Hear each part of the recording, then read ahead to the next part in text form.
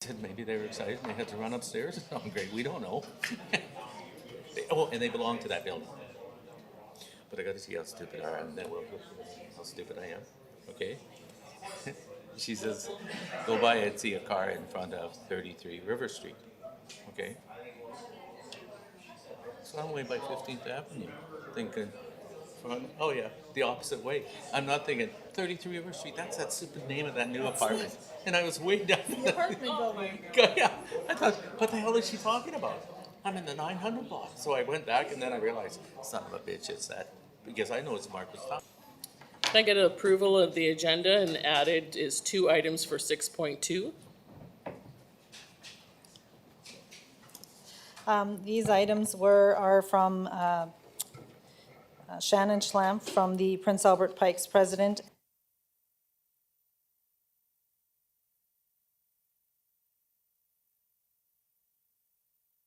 Wasn't even on there.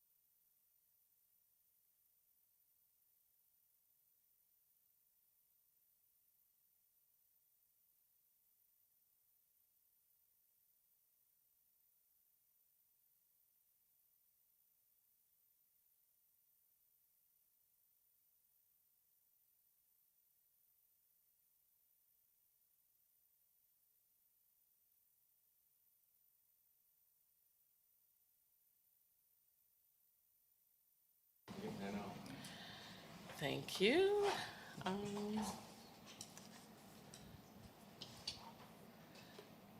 Councillor Head.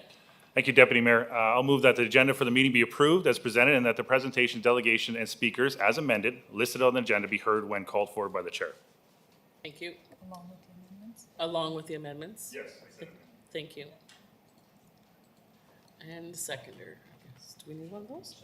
No, Okay, perfect. And I'd like to recognize that we are on Treaty 6 land and the homeland of the Dakota and Métis Nation. Declaration of conflict of interest. The vote for the approval of agenda. Oh, yeah. So go to meetings. Yeah. So we're gonna get ready to vote for the approval here. We're gonna open it. We're gonna vote. Councillor Lennox Epp. Thank you.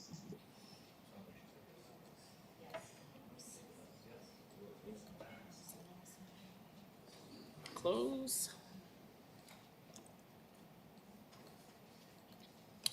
Thank you.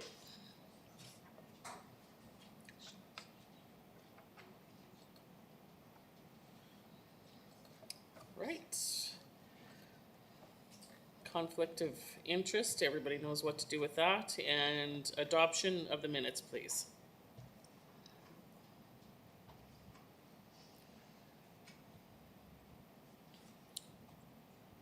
Councillor Gilmore. Thank you, Deputy Mayor. I'll move that.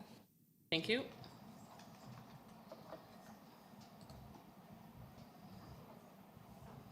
Get ready to vote. Open. Councillor Lennox Epp, please. Yes. Thank you. Close it. Accept.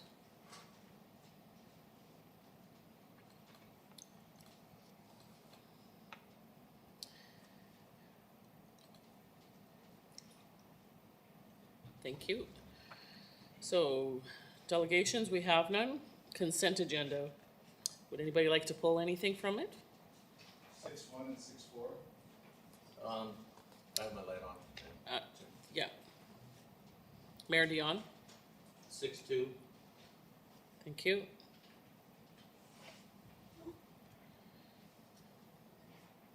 Councillor O'Grotnick. Thank you, Madam Deputy Mayor. I'd like to also pull 6-1.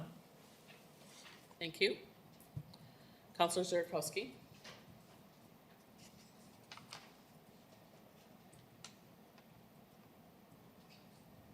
Purple light, Yeah, red. there we go. 6-1, 6-4, and 6-5, please.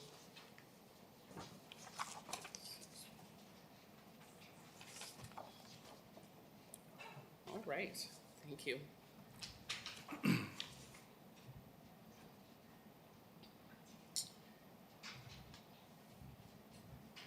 And who would like to accept the rest for us?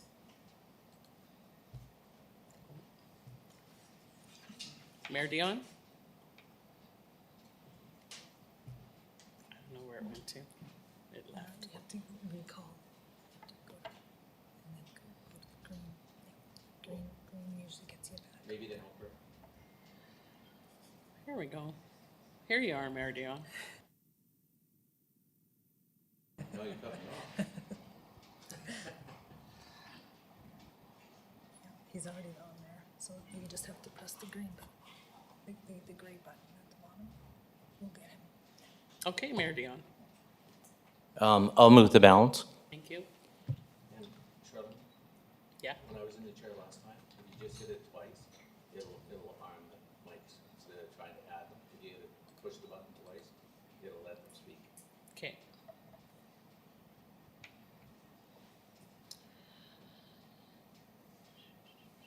Okay, all those in favor, we're gonna vote.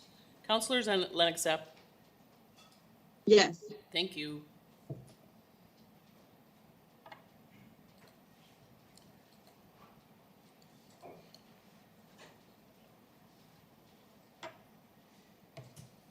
All right.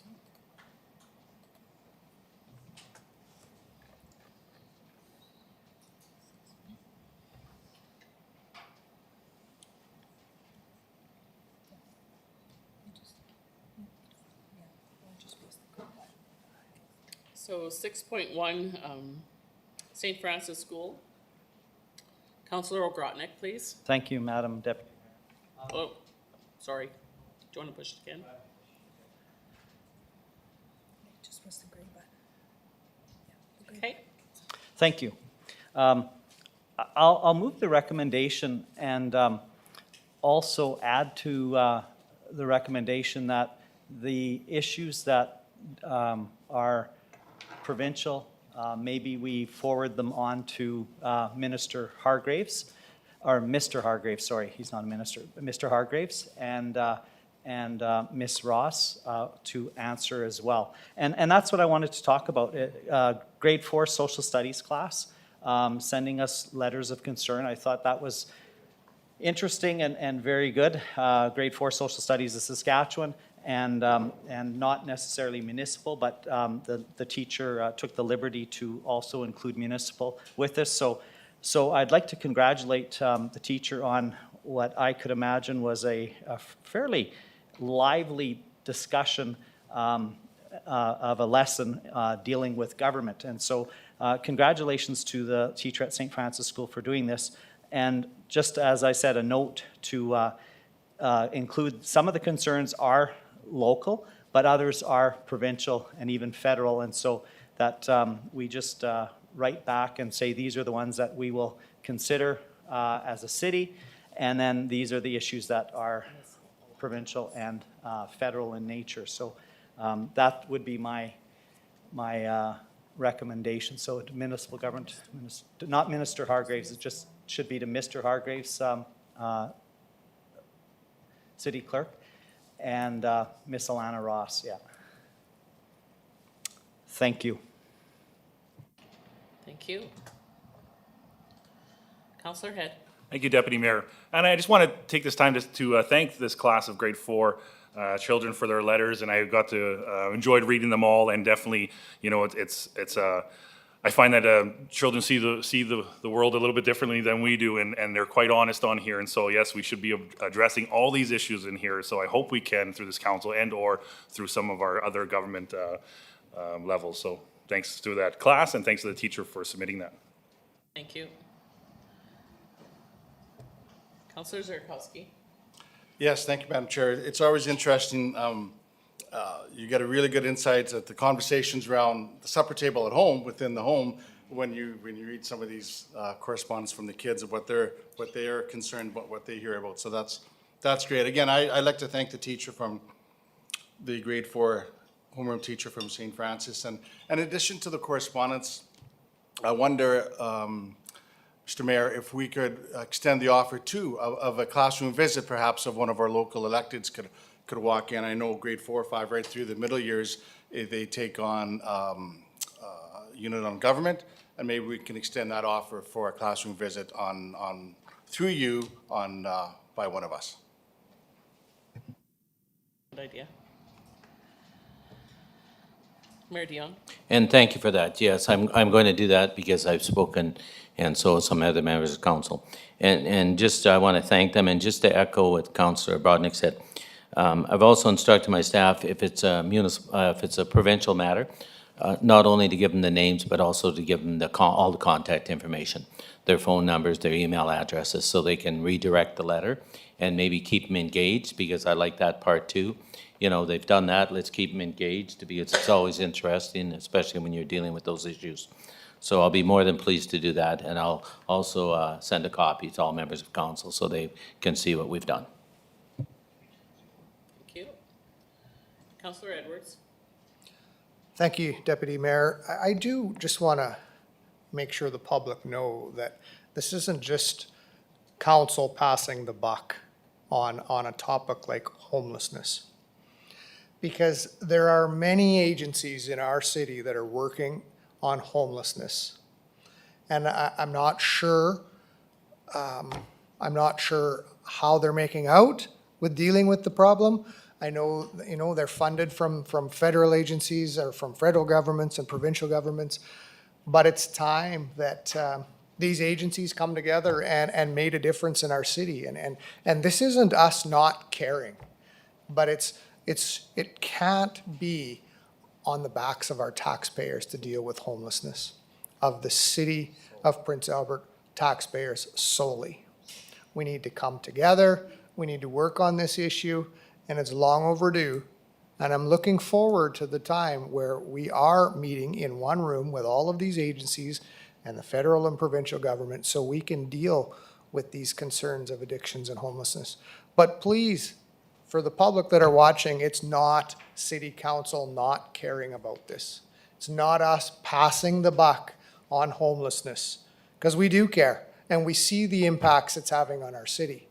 But it's time the agencies and the provincial federal government and city council get in one room and figure out how we're going to deal with it. Thank you. Okay, that's everybody. We'll go to the votes.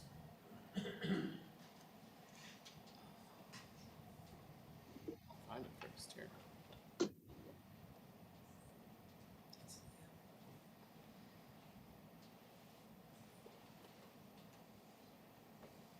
Councillor Lennox Zepp. Yes. Thank you.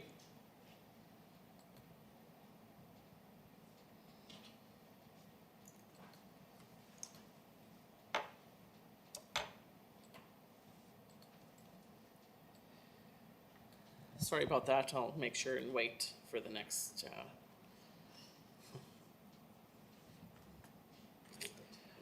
All right. So 6.2, Marin Aquatics cost. Mayor Dion. Thank you. I'll move the recommendation. And just so everyone knows, what the next step will be is the next executive meeting in early August. I'll be bringing a report back on the fundraising issues, and that's when we have the discussion on the direction that we go. So far to date, I've sent on my own 10 letters out, and I've received 2 no's already back, and they do know that it is time sensitive. But so far, we only have one commitment, and that's from a local business owner, and that's for $50,000. But no one else has been successful raising any more money. But some of their councils haven't met, and they will be meeting over the next couple of weeks. They're like us. They have one meeting in July, and it'll be on their agenda, and then they'll respond back to us. So then I'll bring back a financial commitment report for the in-camera meeting not the in-camera, in the public meeting, sorry, in August. Thank you. Great, So thank you. I move the motion. Councillor O'Grotnick. Thank you, Madam Deputy Mayor. Just a question to the mayor, if I can. You said you have 2 no's. Is that from municipalities saying that they will not fund? Mayor Dion. No, mine was individuals. Okay. What I did do is I had quite a few emails sent to my office saying that they support the pool. So I wrote all those people, giving them the history of the pool and a donation request. And so I'm looking at all avenues. The government has no funding available and will not participate. The RMs, they had already wrote, as you could tell, the 23 RMs, and they're just waiting for the answer for, I think, about 5. And so we'll know those by the middle of August, and then we'll have a better idea of what the funding model would be. Okay, that sounds reasonable. Thank you. You're welcome. Councillor Head. Thank you, Deputy Mayor. I had a different take on this. I was hoping today we were going to look at possible ways of funding, and I know we see the report on the cost. I think we were aware of that cost earlier on. I think it was mentioned, so it's not a surprise to see that $500,000 chunk. But I'm not going to support the information receive and file. I would like to see us actually put a motion together and support this initiative. We have a petition of 1,000 members. Now I went through the signature list, and there's some people that aren't from Prince Albert, I guess, and some names I don't recognize. But however, there's still a lot of work went into this, and I would hope that as a city council we're able to find some solutions today to look at reopening the doors not this month, not waiting till August. Thanks. Mayor Dion.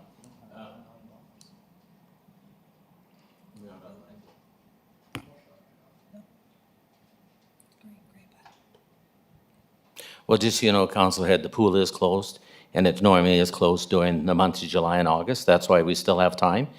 And if you have a solution where you can come up with the $500,000, my office is available, and I'll send you a commitment form, and you can have it filled in. But it is important that we go through the procedures. We now know the cost. We did not know it was a guess before. We now know it is confirmed that that would be the cost. So now we are looking at funding models. Because the way it stands today, if you want to make a motion that we fund $500,000, I can guarantee you won't get my support or very many. So let's continue to see if we can find a solution, and the solution is finding partners. And that's why I'm preparing a report for the next in-camera meeting to see how many other communities have stepped forward to help us in this situation. Thank you.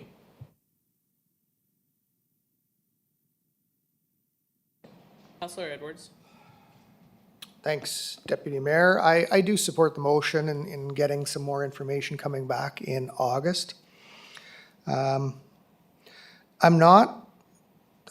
don't believe that I'm willing to raise my hand to fund $500,000. I just don't think that our taxpayers can bear that right now. I do want to be clear, though, that this is not the City of Prince Albert's decision to shut the pool down. And the City of Prince Albert is taking on a blame from the public and many people and their comments. It's not accurate. We didn't choose that. We don't own that pool. And that has to be clear. We chose to help the sisters stay open from 2018, 2019, and 2020 until they chose that, you know what, it's time to retire. I saw 1,000 signatures approximately on that, and that's good support. I did see a lot of places from outside of the city, although some of the people that I read on there that said Saskatoon, I know they're from Prince Albert, so I don't know how it calculated where they were from. I saw some from Toronto and different places like that, and good for them, you know, for wanting to keep that pool open, but are they willing to step forward and help fund? And to me, that's the important part. I mean, if 1,000 signatures are saying, hey, keep it open, city, then I want them to step forward and say, here's my $20 for the year. And if 1,000 signatures came forward and said, here's my $20, that helps fund for the year. Because our taxpayers are, after what we just went through with the new tax rates, they're hurting. Businesses are hurting. So one thing that I would like to see us consider in the report, if we are going to fund this, is a base tax. And that if we're going to come forward with 150,000, it's going to be equal across every property in the city. And I might consider raising my hand. I think it's a great pool, and I think it should stay open. I want it to stay open. I think we need it to stay open, but there needs to be people come up with some funding. I know one RM is looking for more information. I spoke to them myself. They're looking for some more information before they can decide. Do I think that the RM should contribute some? Absolutely. And I hope we can have a community partnership. And I really am hopeful that they'll step forward and say, here, you know what, we agree, some of our residents are using the pools, and yeah, here's some money to help offset it until the main pool, our brand new pool, is open, because it is. I'm just curious to see in the report though, and maybe I missed it, you know, to operate and to have the swimming lessons, some of the wages that were offset by the sisters to keep the pool, was that calculated in that report, that the extra people that we would have to hire, was that in the report, Director? Do I have to shut this off? No, I think I'm okay. Oh, you got me alive.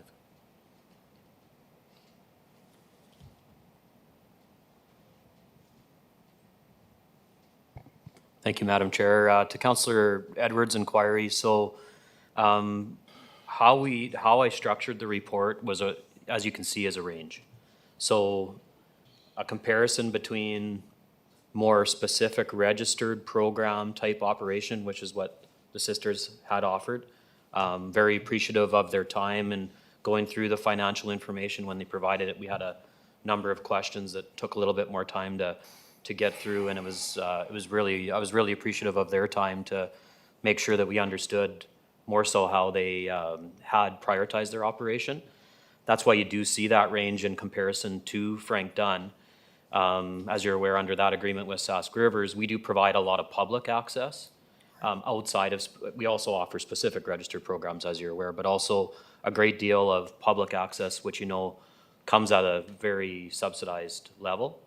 So that's how we, at this point, chose to structure it, because they really are and were two different operations. And focusing more on that specific access through specific programming and not so much the public access does result in a lower subsidy. So it does present, I would think, if we do get into a conversation, as the mayor mentioned, where funding is going to be in place, it becomes how much.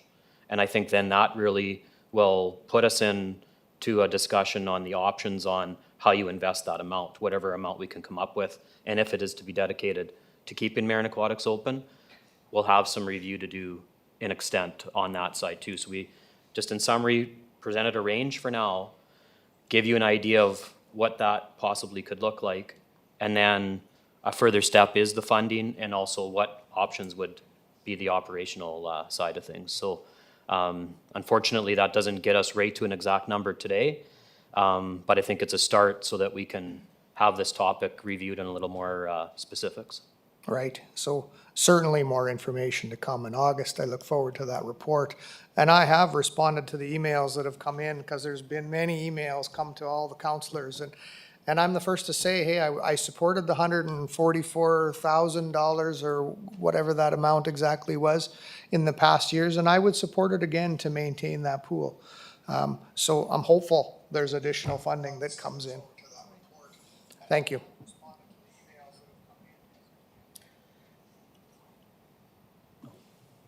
Councillor O'Grotnick. Thank you, Madam Deputy Mayor.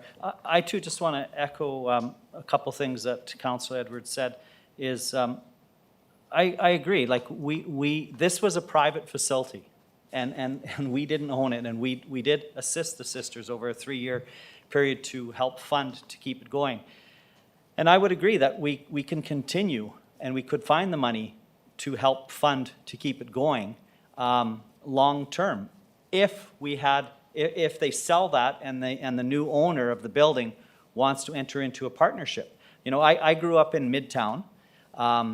We had the Memorial Pool downtown, and we went to it several times a week. And being a kid, in that inner city part growing up, we relied on that. And so I do get that idea that we need something for our inner city children down in that area of the city. I'm also very proud to have voted, to help fund. Also proud to vote to build the new aquatic center on the hill that will be part of our entertainment district. That is going to be an A-class facility, and being the third largest city in Saskatchewan, we should own our own swimming pool. We don't own our own swimming pool right now. And we've had these partnerships with Sask River School Division, and then the last 3 years with Marian Aquatics, with the Sisters of the Presentation of Mary. And so that I think was a good partnership to have. And as I said, I would support a partnership again to keeping that facility running long-term if we could enter into a partnership where other people will be funding that facility that is using that facility. So thank you. Thank you.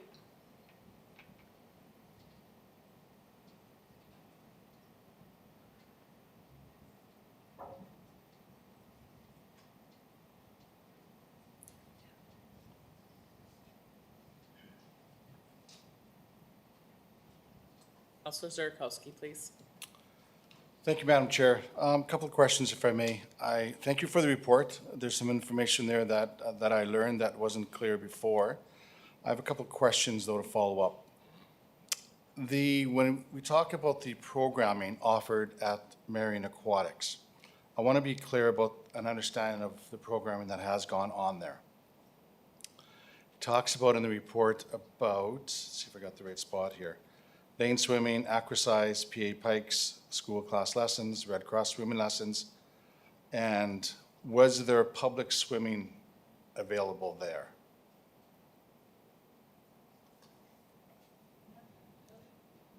For the director, please.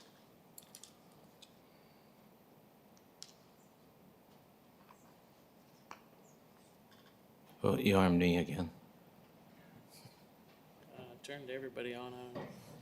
Thank you, Madam Chair, to Councilor Zerkowski's inquiry. So I believe you're referencing the attachment to the report that was provided by the sisters, and on there, more so targets 2019. That's more, I think, realistic year to look at, just with the disruption, obviously, of 2020, and also some of the changes in operation in the 2018 year. We really focused on that time frame. They do outline more specifically, so Red Cross swim lessons. Then they had, of course, lane swimming 2 days per week. Aquasize fitness, that was also 2 days per week. The PA Pikes, obviously, that's their, and has previously been their main training location. And they have their usage outlined there. And then school and class sessions. So when I'm speaking of more registered programming type options, these are all cases in which either you register for the Red Cross swim lessons or you register for the lane swimming times. And likewise with Aquasize Fitness, and then through the school class sessions, that would be more of a, I guess, a private rental with the schools. The PA Pikes, you would register specifically with that swimming organization, with that club. So when we're talking in the report about more so a focus on registered specific programs, I don't see in this attachment, or I'm aware of, extensive public time available outside of that. It hasn't been provided to us if it has been provided. And at least if it has been, it hasn't been provided to the extent in which we've offered it at the Frank Dunn Pool in comparison. So that's why I wanted to make sure council was aware that offering that public time really does come at an investment through our city's budget. We're pleased we prioritize that each year, but I didn't see it in the attachment or through our conversations, see examples where we've offered extensive public time that does require a subsidy level. So I want to be clear on what I perceive these numbers are telling the story, that to date, there has not been a great amount of public swim time available, Marion. I've heard that there's family swim time, but not in any great dollar amount to reflect or brag about in this report. Is that fair? And then leave your light on, Joe. Oh, so, till you're done speaking.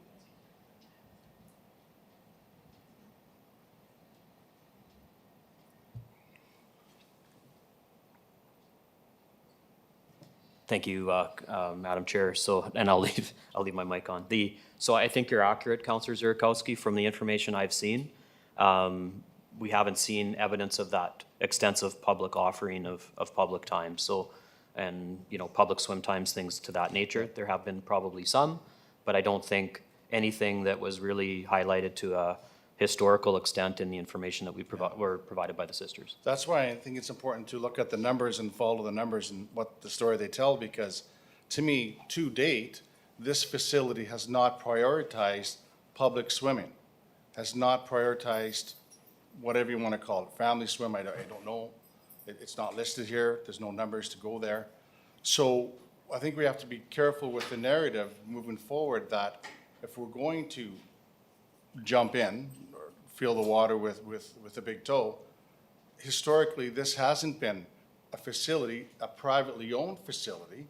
And that's the problem I'm having is when I have to dip into my neighbor's pocket, use public dollars to subsidize potentially a private enterprise, I need to understand how it's operated in the past and what the expectations are in the future, because I've heard stories, people have said to me, well, come on, Ted, we've got to keep it open for the kids. Really? No public swimming here. I don't see it.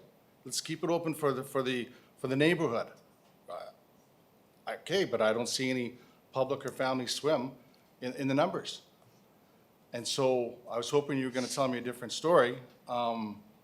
So I think we need to understand that the revenue comes from clubs that use that facility. And we've worked hard over the last decade to make sure we subsidize youth recreational programming here in the city. And then if I'm going to go play hockey at midnight or play slow pitch, I'm paying more than my fair share. I think that's the philosophy we've evolved to. And I want to pause here on this conversation and remind ourselves of that.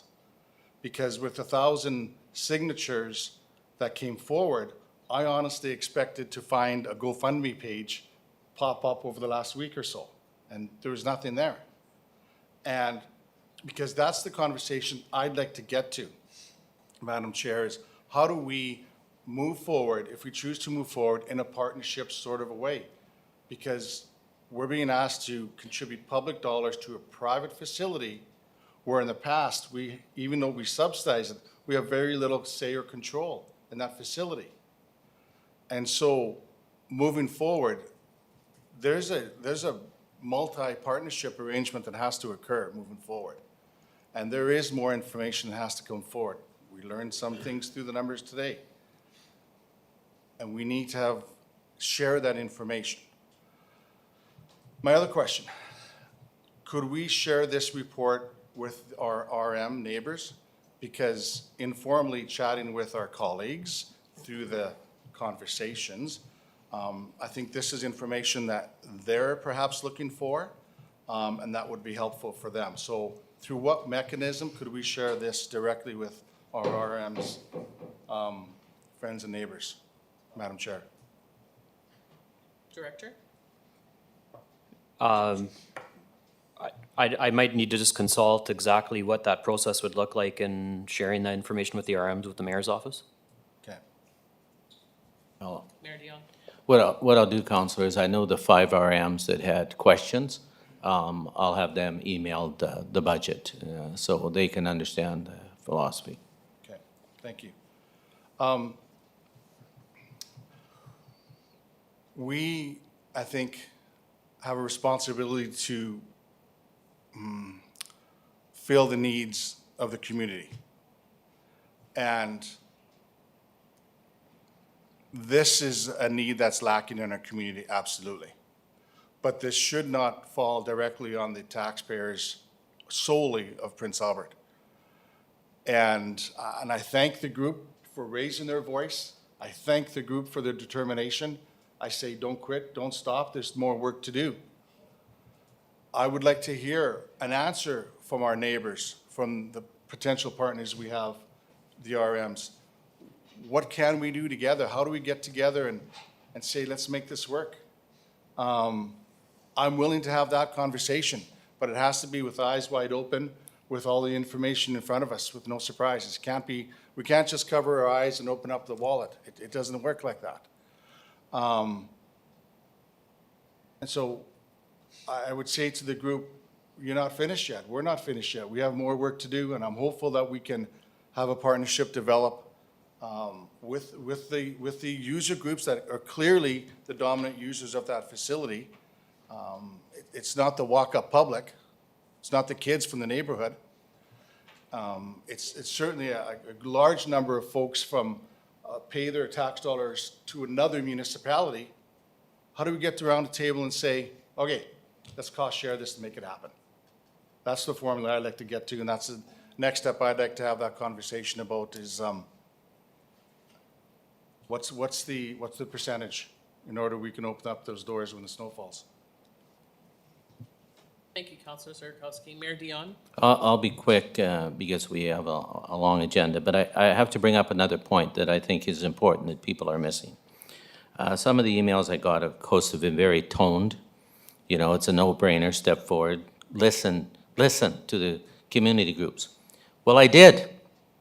And I supported going over budget on our aquatic project by $1.3 million to move the pool from 6 lanes to 8 lanes, because that's what the pikes, the sharks, and the other community groups said that we had to do.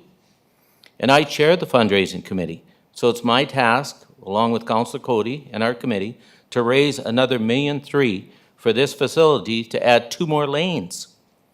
So we are listening.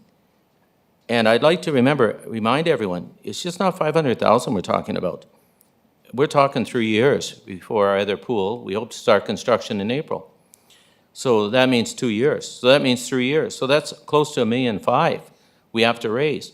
I find that interesting because I don't want that $1.5 million, so I don't have to raise the $1.3 million to add the 2 lanes to the swimming pool. So we do listen. When we went to design, we went to all those clubs and said, what do we need? Well, we don't like the 6 lanes. Can we get 8? And this council stepped up and heard what you said. And we went to 8 lanes. But now we're tasked with coming up with $1.3 million because we told the taxpayers, and we're going to honor it. For this facility, the 2 rinks and the aquatic center, we will not raise taxes. And we won't. So now my committee is out there pounding the wood to come up with another $1.3 million to fund the 2 extra lanes. So you got to look at the big picture. And unfortunately, that's what I have to do, is look at the big picture. And the big picture is 2 more lanes on the new aquatic center, because that's what they say we need. And I think, and I heard them, and I agree. And I'm not whining that we have to go find the $1.3 million to pay for it, because we all agreed that's the right thing to do. So that's my priority today. And I will have the financial report ready for the next executive committee meeting. And I hope more people step forward, because no one to date has stepped forward except for one business owner. Thank you, Mayor Dion. Councillor Kilmer? Thank you, Deputy Mayor. I just wanted to make sure and add to my what my colleague to the left was saying, and ask the director that in the report, or if it's the mayor that's doing the report, I think it's the director, that we have the baseline of the maintenance that it's going to take, because I've heard people say, no, they're going to have the pool running anyway. They're going to have it up, water in the pipes, and that would mean that there's going to be chemical, there's still going to be heat. I think maybe asking what the baseline of the maintenance that they're going to have, because that's a starting point that they're already doing, and then how would those partners, you know, help maintain that the facility, so that those user groups are able to continue until our fantastic facility that we've put together gets built and is open. Director? Thank you, Madam Chair. To Councillor Kilmer's comments, so we were able to confirm that, yes, the Marion Aquatics portion of the facility certainly does need to have the water remain in it. They can't, as you can imagine, going through a process in which the entire Rivier Academy is all tied into one system. And then going as well through some interest in the community and wider region for potential, sale of that site that they've been quite public on, making sure that the mechanical systems function, shutting them off, for example, for like 2 years at a time and expecting to flip a switch and, have that return as it does now and operate as it does now just simply wouldn't work. So I do think there are some efficiencies as far as the mechanical systems needing to remain in place. You do still need to pay the bill and you still need to have, the power, the energy, the utilities essentially for that location operate. So there's a cost to that, absolutely. However, my understanding is they do need to keep that pool full and in a good state of condition, especially as they consider what comes next for the facility. So there will be a baseline amount of money that the sisters would be putting out regardless. I think so. Pool It's is there'll be a minimal amount to achieve that. Right. But if you ramp up operation, Yes, yeah, that's the difference. Yeah. okay, yeah, thank you. Thank you.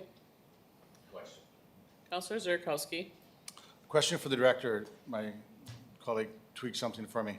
I want to confirm, that building itself, can it be separated from the building itself to the pool, its mechanical systems, its utility, its the energy, the water, source of water? Can that be separated and isolated?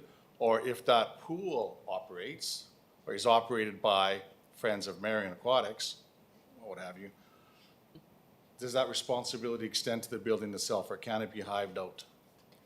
Director?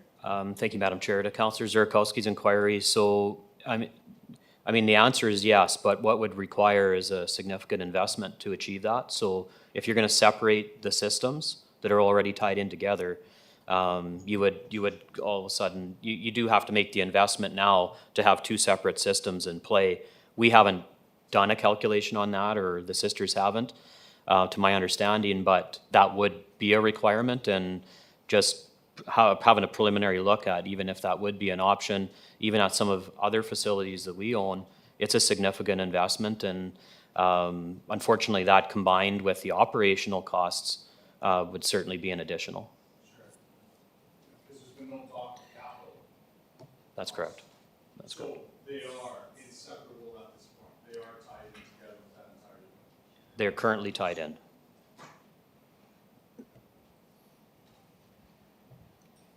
There's one power meter, one gas meter, one water meter. And that's the problem. They want to mothball the building. They want to turn down the heat. Well, you can't turn down the heat just in one portion of the building. And it would be a great capital cost for us to separate the three just for the pool.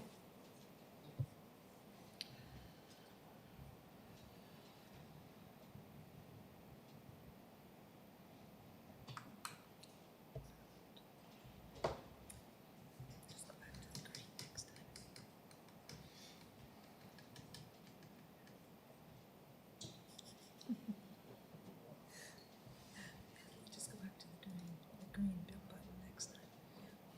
Okay. Gotta go in the middle. Just go to the green button. Yeah, let's go back.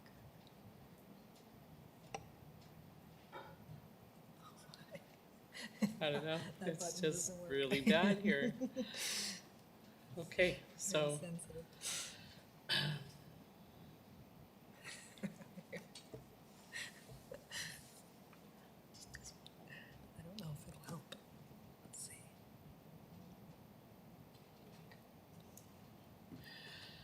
okay. Is everybody ready to vote? It's open? Counselor Lennox Epp, Yes.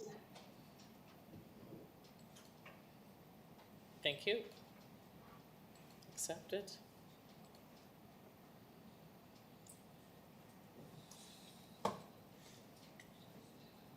All right. So the next one is 6.4, May 2021 payable accounts. Counselor Zarkowski, please. Madam Chair, will the following checks, please? Sure. Number 6, Tom Beal for over $162,000. That's check number 6. And check number 80. Sorry, Madam Chair. 80 to Parkland Medical Services for $4,500. Check number 86 to Aspen Films for nearly $8,000. That's for us. That was our, And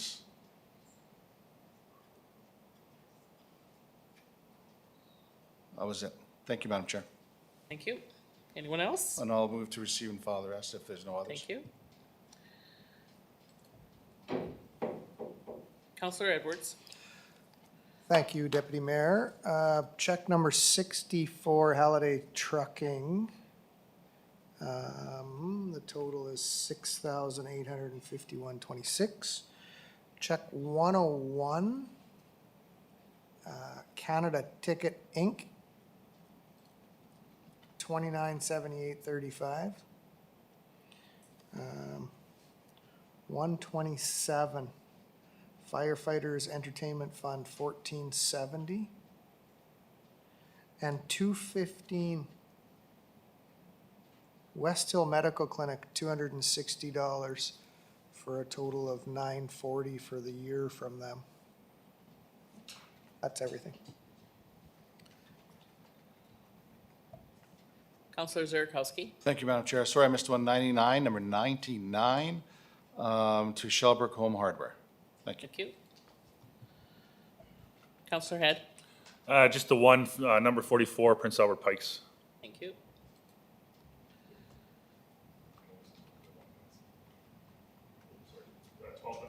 $12,000. Okay.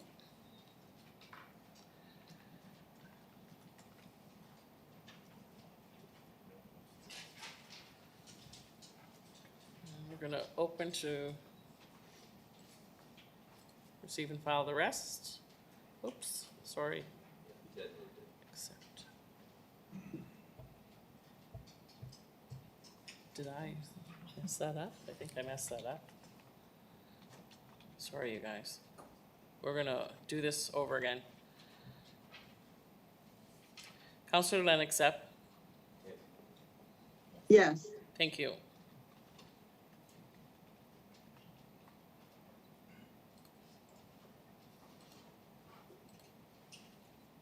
Close, accept. All right, 6.5, July 2021, update status on capital projects. Counselor Zarkowski.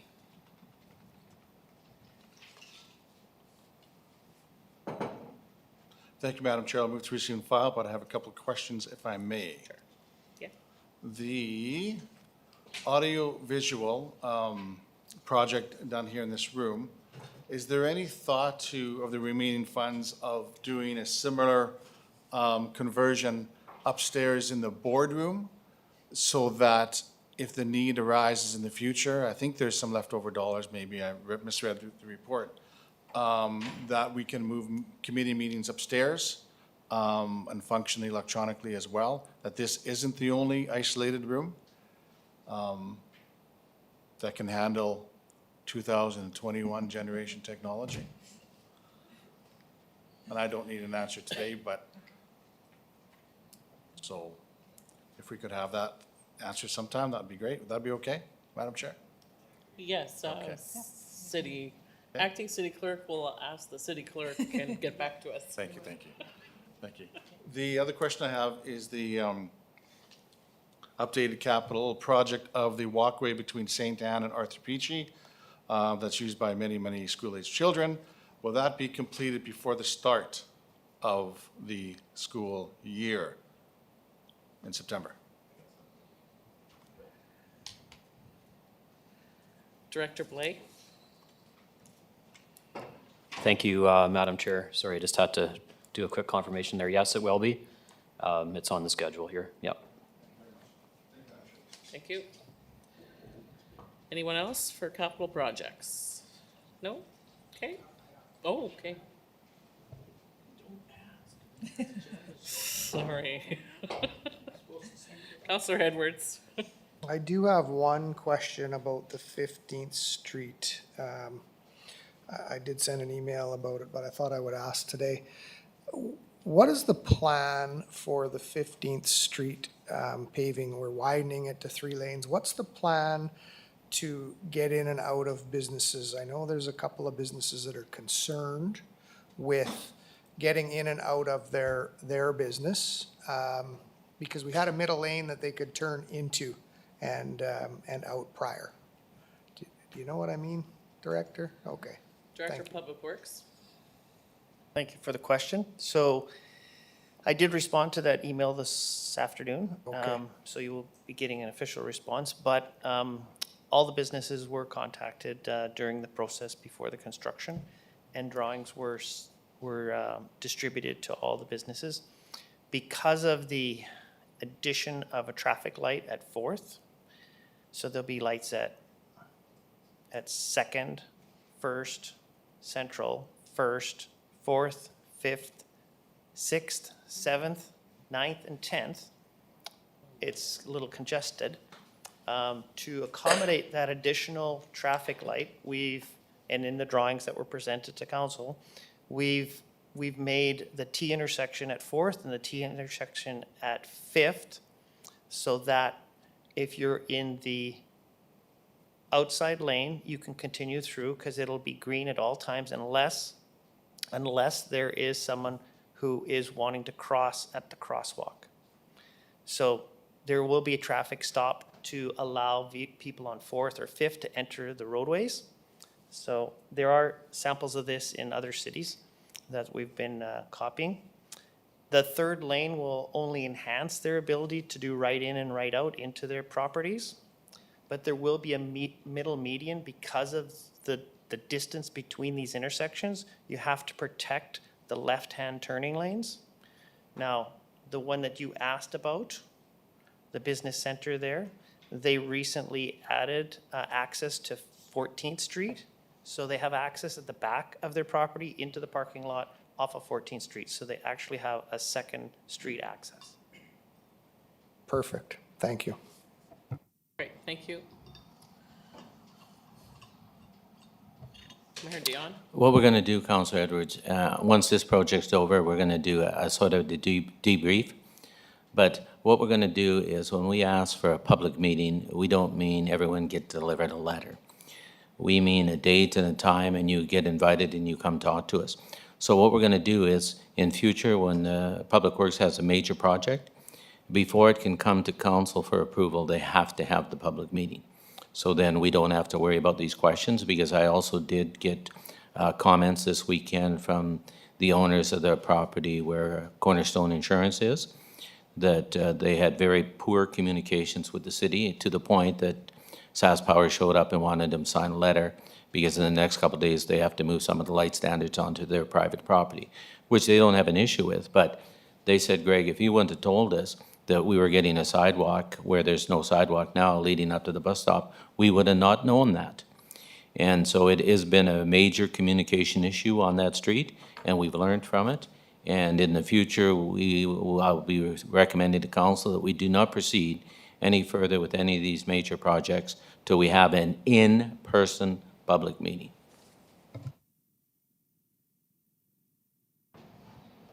Thank you, Mayor Dion.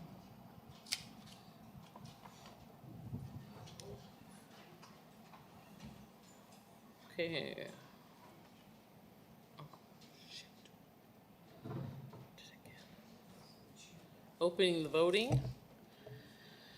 Councillor Lennox Zepp. Yes. Thank you.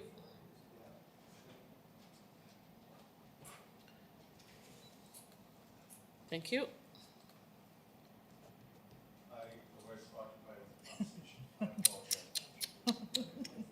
No dinner for you tonight. So you're volunteering that you're out of order?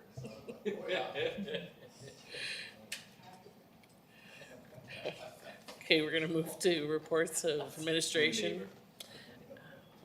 7.1 Airport Strategic Plan, Master Plan. A verbal presentation by Wes Hicks, and we'll start you in 5 minutes. Thank you very much for this opportunity. So we spent 2020 putting together the strategic master plan for the airport. There were several meetings with the engineering airport folks, and we also did a survey of all the users of the airport. They were interviewed, everybody involved.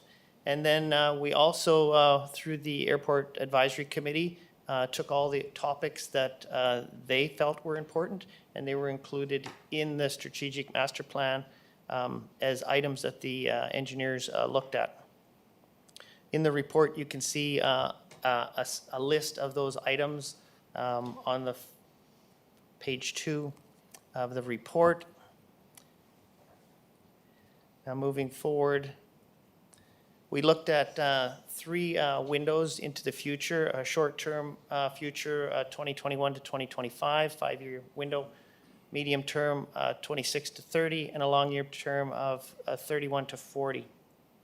So the consultants looked at all the different topics implementing the master plan, the advisory committee, airport rates and fees, corporate strategies, capital and development, business plans, and operational recommendations. The airport report is very lengthy. I'm not sure that everybody's had an opportunity to read the whole thing, but there is a lot of information in that report. It's very detailed. It's the first one since 2009, and it's much more detailed than the 2009, which was only a master plan, but not a strategic master plan. There's also a PowerPoint presentation at the end of the report, approximately 30 slides. So if you're limited on the time that you have, I would recommend that you concentrate on the PowerPoint, because it does cover all the topics within the report.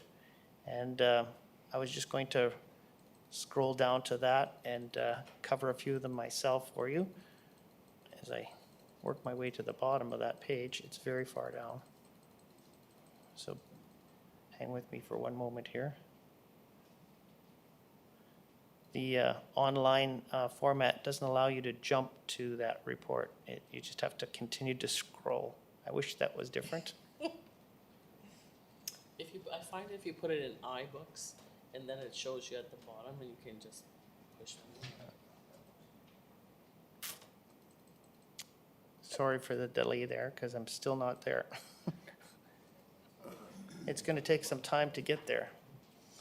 Yeah, if you do it. Anyways, the end result of the report, what we came out of that was the recommendations to go into the Airport Advisory Committee. And the Airport Advisory Committee, what we did is we came up with the topics that would be covered. So the strategic master plan, which was brought before council right now, as well as the first topic was aviation gas card lock, which was discussed at the last meeting and will be brought back to the next meeting with more information. The following topic was rates and fees, landing, leases, and parking. So in the last 2 years, we've been only doing 1 and 2 years extensions to the different items out at the airport, leases and parking and fees, so that all of the items come due at the end of 2021, which would time nicely with this strategic master plan. So in August, at the August Airport Committee, we'll be bringing forth a report recommending the adjustments to rates and fees for landing, leases, and parking throughout on airside and such, so that the Airport Committee can adjust those and have a 5-year plan for the next 5 years. So we can align ourselves with the other airports, and we did compare ourselves to all the airports that we could find information for in Western Canada. The next topic that we're going to be touching on at the airport committee would be new hangar space. There was a request to look at possible ways to get a new hangar built out there, kind of an airport business center. And then the next topic would be the grass runway. There's in the strategic master plan, it talks about the runway being at the wrong angle to be best suited for our airport. Plus also, because that comes back from World War II, and also that it's very seldom used. There's only been 7 takeoffs and landings in 1 year. So there is an expense to maintaining it. So we'll look at the options of improving the grass runway or maintaining the status quo or decommissioning it. And then finally, in the plan at the airport committee, we'll be looking at the ACAP programs, the CAP programs, and future applications to submit to the provincial and federal governments. So that's it in a very short nutshell. We don't have a lot of time tonight, so I'm hoping that you'll accept the plan as our future for the next 10 years as a guideline. It's not written in stone, but it gives you a roadmap as to where we're headed. Thank you. Thank you. Any questions? Councillor Zerkowski, please. Well, thank you for the document. I think it's well timed and there's a lot of detail in there. And it certainly sets a wee bit of a direction for sure, which is what's needed. I'm wondering if the Airport Advisory Committee has had a chance to see it through their lens, especially when it comes to the list of priorities, and have had a chance to weigh in on the list of short and medium-term priorities. So good, I'm seeing some nods of the head, which makes me feel better. Good. Mayor The other Leon? Yes, question. it did go to the committee. Everything now from the airport goes through the committee. There is not a standalone anymore, it's committee run. Thank you for that. The other question I had is, I see in the document, there's some time spent on the north of the airport, on page 38, the Green Industrial Park. And I tried to, other than identifying the area, I tried to get some perspective from this master plan. I guess the question I'm asking myself is there any long-term or very long-term projected need for this space, through the eyes of the airport? All right, thank you for the question. So if you turn to the PowerPoint towards the end, that might be a nice summary, but there are some pages there showing the areas that are best suited for future development, which are related to actual aviation businesses, so airside. And airside would be an extension of Apron 2. One of the important things you have to keep in mind is that any businesses that you're going to allow at the airport, you want them to be synergies that will actually create other businesses related to aviation. So you want them to be on airside, or at least access to airside. And to have access to airside, we also have to maintain visual contact with the runway through the Nav Canada tower. So you can't put any businesses in way of that. Secondly, you also have to have airside is secured. It's federal regulations to secure airside, and the Green Park is north of that and would be unsecured. So now, that doesn't mean that airside couldn't be extended that way, but one of the problems is that it would mean any airside traffic would have to cross the end of the runway to get to the other areas that are being serviced, like the terminal or gas, aviation gas. So it's not very conducive for airside businesses. Having said that, though, it could be conducive to groundside businesses. But so far, we haven't had anybody come forward on that. Yeah. But that's part of the airport committee, and that's part of economic development, and we're trying to work towards that. So that was one of the things in the airport committee was to look at possibly getting, some interest in a hangar. And if we could get a hangar on airside there, maybe we can get some business flowing out of that. Yeah, thank you for that. Thank you for that summary. We've certainly dropped some very large breadcrumbs over the years to do whatever we can to sell pieces of that green industrial park. I wonder if it's time to take a look at a greater need in this community and say maybe we could have a conversation and talk to planning about what are the needs. Do we need to develop is it time to talk about developing some of that land in 2 or 3 acre lots for people who are wishing that and still would like to live within and use the amenities of the city of Prince Albert? If it's not going to be east, those 2 or 3 acre lots, to me, that's prime piece of land outside the city of Prince Albert proper area that we could talk about developing larger lots for people who are interested. So I'm hearing that there's challenges through the eyes of the airport master plan encompassing the use of that land into uses, airport uses. So, good, thank you for that answer. I would add to that, we have worked with planning department over the years, because the Green Park went in 2012. And there's been the odd piece of interest, and we're trying to promote things like off-site storage facilities. Right. Or trucking companies. Yeah. You probably wouldn't want to turn it into residential, because you are at the end of the runway, so there's a high level of noise interference. It wouldn't be very conducive, because you'd hear those planes coming, going every. Be great every for day. twin boys, raising twin boys. We love airplanes. Okay, But thank they you. have looked at different options. Presently, it's not costing us any money. We've got lift station number 12 that services that area in a state of animation. We've shut it down, and we're just maintaining it. So it's not really costing any money. But if we ever had a business there, we can just turn it on. Thank you. Councillor Edwards? Thank you. Just very quickly about the Green Park. Would an addiction center fit into that? Would that be feasible out into that space? I suppose it's possible. That might be something better asked of the Director of Planning, I think. Director, yes. Thank you for the question, Councillor Edwards. Yeah, something like an addiction center, obviously a bit of a unique use. What we would do is we'd go back to our zoning bylaw. The Green Industrial Park is its own zoning designation as it is. So there's a lot of flexibility there. It's developed in such a way that would kind of be, arm's length to the airport. But if what I'm hearing around the room is we want to explore some other opportunities, we can certainly look at that, and even something like a rezoning is certainly something that we could bring forward to City Council. So is it zoned for it today? I don't believe so, but can it be zoned that way in the future? Yes. Perfect, thank you. Thank you. Mayor Dion? Just to give you some highlights, some of the things we're looking at today. And we do have an interested party looking at it for an ag business, but we also have another interesting party that would be a challenge to us. And it's similar to what Councilor Ziorkowski has done. We've had two people guarantee that they would build, but what they want to build is a house and a hangar. Similar to if you go to Candle Lake, you'll see the houses there with their hangars. So it's just like a garage. They go out and take off in their plane.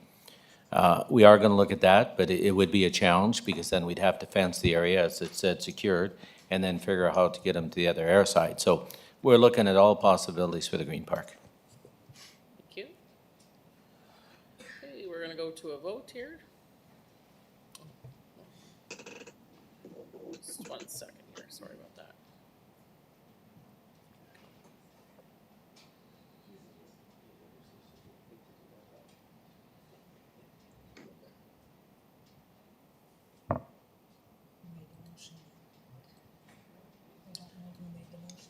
Okay, who would like to make that motion first of all? Mayor Dion? I'll make Thank you.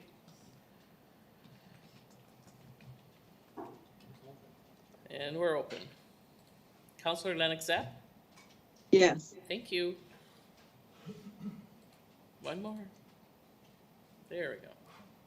Close, accept. And 7.2, Little Red River Park, Stages of Development. Presentation by Tim Yeaman. Did you reset the timer for him? Yes, I'll do that for timber.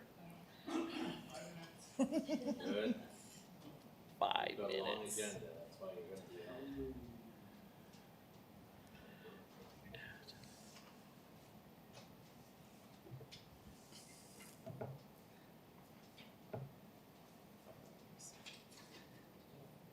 Reset. The other one. Okay, I think it's going there. Okay, so I just wanted to provide you a bit of background in regards to the operating capital budget improvements in conjunction with the Little Red River Master Plan that was approved and the stages for development. So I'm not going to go through the entire report. I'll just highlight a few sections in it. I just wanted to just let you know that in 2020, we had quite a few accomplishments. So we were able to get a contractor in place for Cosmo Lodge. The Parks Department took over full responsibility for the day-to-day maintenance within the park, including but not limited to all the maintenance items, mowing, string trimming, garbage, and so on. We also made improvements to the trail system, ski hill, working in partnership with the Prince Albert Nordic Ski Club and also the ski hill operator. Council also approved Bike Skills Park within Little Red River Park in partnership with the Rock and Road Cycling Club. We also had in-house GIS support in partnership with Saskatchewan Polytechnique on development of an interactive trail map system. We also did some marketing initiatives to bring more awareness to the park through the new city website and social media sites. The park also experienced a noticeable increase in the overall attendance in 2020 as well. Also at that time, we had the Rotary Club that presented a vision for the Rotary Adventure Park out there. And that's well underway at this time, the planning stages. So as we get into the recommendations on the additional amenities and improvements, we want to make sure that they align with the recommendations from the Little Red River Master Plan, and that's what I'm providing you today. Funded by the city and listed in order of priority as follows. So 2021 priorities.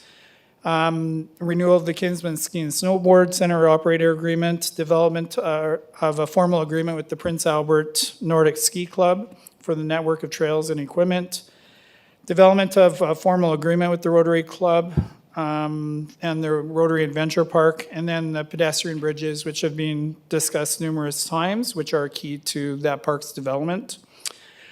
2022 priorities. So we're going to be looking at the installation of the Rotary Adventure Park. We're also going to be looking at parking improvements. So Toboggan Hill, we looked at 66 stalls, existing large parking lot south of the Cosmo Lodge, another 47 stalls there. Cosmo Lodge parking lot, 38 stalls there as well. Also parking lot lighting improvements, which you recognize is important out there. And then develop a resource management and emergency preparedness plans. So currently we're working with the SPSA right now on their disaster mitigation adaptation fund, Fire Smart Management. But we also recognize that we need to develop something in-house as well for Little Red. Total improvements would be roughly about $196,750. As we get into 2023 priorities, new compostable toilet washrooms throughout the remainder of the park. We also would want to look at those and have them handicap accessible, which we feel is very important. We'd also want to look at an additional 16 by 24 warm-up shelter. We recognized through this past winter that we didn't have enough warm-up space out at the park for individuals, and with the increase in the population of users out there, it became very important to look for options. And then once the playground is being completed and the amenities are in place, consideration for playground programming for Little Red River Park will be made as well. So we're looking at total improvements for 2023 of $210,000. And then 2024 improvements. Our ski lift at the ski hill is outdated. It's dates back to the 1960s. We recognize that there's a need to make some improvements on that hill. And then also looking at providing water service in the park as well. So there's some improvements there. So we're looking at total improvements of about $150,000, which is the estimate at that time. So we believe that by the end of 2024, we would have reached our max of core improvements for Little Red in the center core area of that park. So we believe these are part of the core essentials of the park and add to the sustainability of services and programming while assisting with function and flow of the park. We'll continue to provide council with future updates that outline continued sought-out partnerships and future funding, noting that the Little Red River Master Plan is being put together as a living document to be reviewed year to year. Operational improvements as well. There's a list of them in there that I invite you to read, but I also just want to cover really quick Other equal important strategic planning considerations, so security of the park through fencing initiatives, gates, deterring vehicular traffic, clearing of deadfall from the river course, internal wayfinding and boundary demarcation, reconciliation efforts, improved transportation to and through the park, North Riverbank Trail System, the Kiwanis Park Trail that was abandoned, but it was developed back in 1997. And then reestablishment of the Friends of Little Red River user group as well. So Community Services continues to consult with different levels of user groups, but also continues to consult internally as well. And we believe that through those consultations, we'll continue to make the park a great place to be. Thank you. Thank you. Councillor Zarekhouse, or sorry, O'Gronick.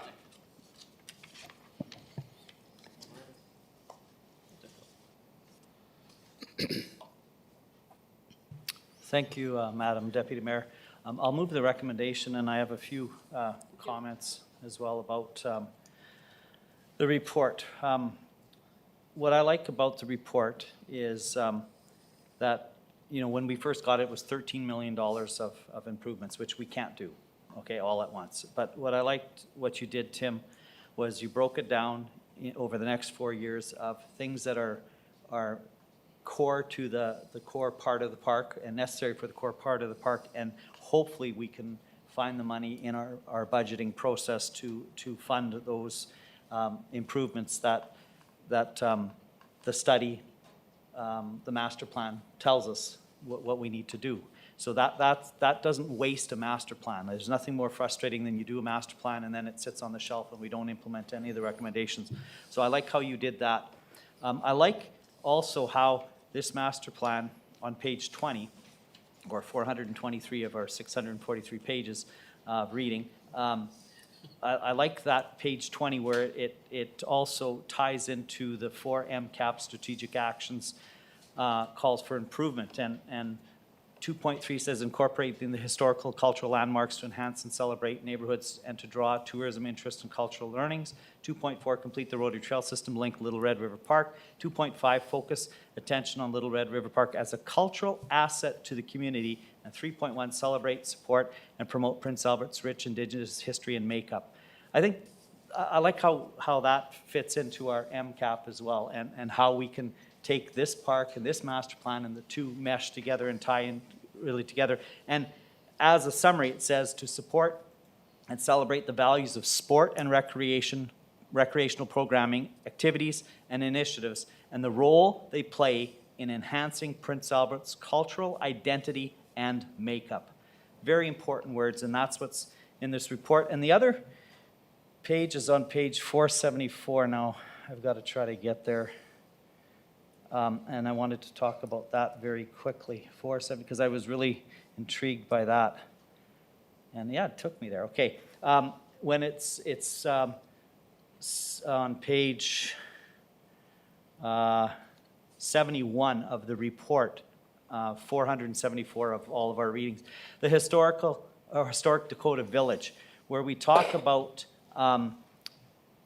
including that and identifying that, and then coming up with programming, land-based learning, and programming that ties into Indigenous ways of knowing and learning and teaching. And I think that's important as well, that we identified that in the report, that this is sacred land, and we identified that, and we are working with Dr. Leo Amani and Norma Green from Wahpayton to incorporate Indigenous ways of knowing into that park. I think that's extremely important, and I really thank the writers of this report for doing that. So those are just my comments. Thank you for the presentation, short presentation, and report today. So, Thank you. Councillor Edwards. Thanks, Deputy Mayor. Just a couple of quick points here. I'll point out on page 386 of 635. You guys really made us work. You know, Yes, right? yes. This Just was thought a, I'd mention that. this was a long agenda read. Anyway, not just this report, it was the whole package. Oh, my goodness. Improved transportation you talked about. I know we've looked at that and the cost of it. So to go with our city buses, I think there's no possible way. I mean, the cost is too much, but there are some good charter operations that have started out recently in Prince Albert, and I'd be happy to send you one that's eager to do some business. And I think that might be something, there might be something there where they've got set times where they can go in and out. I think that was a good point in the report. The Toboggan Hills, I've seen now around at a few different places where they've actually made some walls or some barriers where they actually have individual lanes to go down. I don't know whether the public is interested in that type of thing, but it sure looks like it adds to the safety, and it looks like it allows more kids to go down at one time. So I don't know whether we've looked at anything like that for the main hill. I know last year it was so rough, and I know there wasn't much snow either, but so that might be of interest. And I'm glad we're looking at the new lift system at some point. I think that's certainly archaic and ready for some improvement, so thank you. Thank you. Councillor Grotnick? Just very quickly, thank you for bringing up the transportation. That was mentioned at the Community Service Advisory Committee, that is the only flaw. Like, that's an obstacle for a lot of children in our community to use that facility, that gym. That, you know, it's the largest urban park in North America, that Little Red. I did not know that. It's the largest urban park, larger than Stanley Park, larger than Central Park, New York City, et cetera. Like, that's something to be proud of. However, not everybody has access to it. So that was brought up at the Community Service Advisory, is that we need to somehow get our children from the community here. How do we get them there and back to enjoy the park, especially on weekends? And so thank you for bringing that up, Councillor Edwards. Great, thank you. Councillor Zerkowski? Thank you, Madam Chair. Thank you, Manager, for the report. Lots of information in there. I'm excited about some of those items that we've seen. I'm slowly falling in love with the process, especially as we see changes and improvements occurring in the community, which is great. I'm going to pick up on Councillor Grodnick's invitation to talk about the MCAP strategic action on page 20. 2.4 talks about complete the rotary trail system to link to the Little Red River Park. And I'm going to take that little piece of detail and expand it a little bit and ask this question.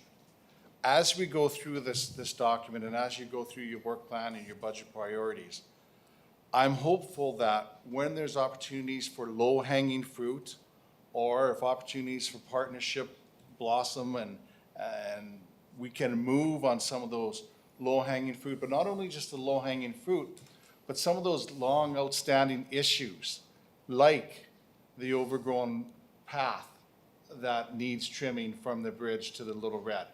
Maybe it doesn't have to be perfect. Maybe we can just get in there and trim some of that bush so that we can get safer and more complete access to the Little Red. The other repetitive issue is you mentioned in the report the deadfall in the river that we've talked about for a long time, and we just haven't been able to come up with a solution of how to get that deadfall out of the Little Red River. Because, boy, if we ever get to that stage, this community will explode with excitement, because that's river access. That's canoeing, that's kayaking, that's access to the sand that's there. That's a whole explosion of another recreational opportunity that costs nothing, because it's free access, if we can clear that deadfall out. So on those two issues I wanted to highlight, because I'm hopeful they're low-hanging fruit, and because they're issues that have been around for a long time, including this one, security. I've seen the budget line where we need to replace a gate, need to replace a fence, and I think there is value in perhaps maybe only having one exit entrance off onto Highway 55, because if we had a camera there that could identify who's leaving that area when, it would narrow down who the vandals were, which is an issue in that park for sure. I'm not convinced it needs to be locked. I could be wrong on that, probably am. But, you know, I guess my specific question on that one is, what's the barrier to us having security cameras there, whether they're on a 400-foot tower in the city, up on the hill, looking down at the park, or on site? What's the barrier there when it comes to cameras? So barrier currently is just getting electricity to the front of the park. And it's also taken us a long time to figure out a plan to actually get Wi-Fi, cell phone access down into the park itself, so the Wi-Fi portion of it. I think we've overcome some of those hurdles over the last year, and we're certainly continuing to make strides moving forward. We have recognized that there should probably be a camera at the front of the park. We do have cameras all the way around the Cosmo Lodge. We do have them on the ski hill, so we have made lots of improvements, and we certainly are continuing to look at options moving forward for those. And then we can see who's busting out of that gate at 2 a.m. after they set a fire. Which Correct. So the that's nice probably- thing, Councillor Zerikowski, is I was out at Little Red last week, and I had a number of people approach me, and they said they've never felt safer in our park since this past year, and it's due to the number of users that are actually in the park and those extra eyes that are on the park now. So that was a huge compliment, but a huge win for the city as well. Yeah, that's good to hear that from the users for sure. The issue of the private landowner is one that's long and outstanding, and seems to be one that's a solution is elusive to us. And it certainly falls on, and my understanding of the RM, it's their responsibility to provide road access to all landowners to their property. And that particular location has been a failure. And so I think that also perhaps is a bit of a higher hanging fruit, but one that's been long outstanding and I think needs to be addressed. And because that provides us an opportunity to provide better service to those park users in a fair and equitable way. The issue of, sorry, my last one if I may, it's my wish that we see less Jersey barriers on site and more big rocks. More landscaping, natural to the area, and less concrete, no asphalt, less concrete, because people are accessing the forest, getting off the road, and we see time to time dirt is pushed up, rocks are pushed up, but we do see Jersey barriers there now, and it's my hope that that's not a trend, that we can bring rocks in instead, rather than seeing concrete littered throughout the park. So thank you for what you do, and thank you for the report. Thank you. Okay. That was moved by Mayor Dion. We'll go to the vote. What? Sorry. I know some people think they look like that. You don't. Yeah. Do you want to speak again? No, okay. So you're ready to go? Who did that to me? Okay, we're opening the vote. Councillor Zerikowski? No, sorry, Langstaff. Whoever. Yes, thank you. What's going on with you? I'll close. I don't know what's going on.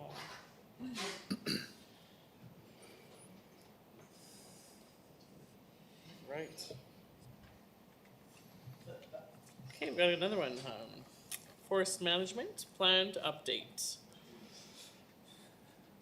If I start now, does my 5 minutes, do I get a little bit longer? Well, I don't know. You got it? Community services. Yeah.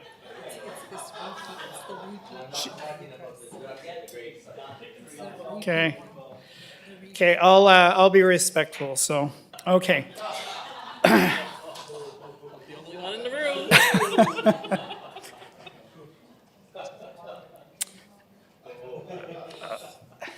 Okay, so I just wanted to provide a forestry management update and just related to our practices and involvement in the city here.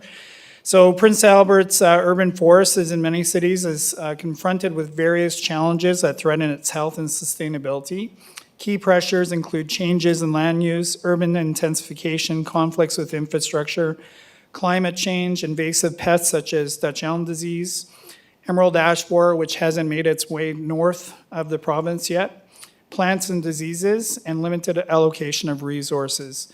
To maintain and enhance the urban forest under these conditions requires thoughtful planning, effective management, sufficient resource allocation, and ongoing cooperation between the city, its residents, and other local stakeholders.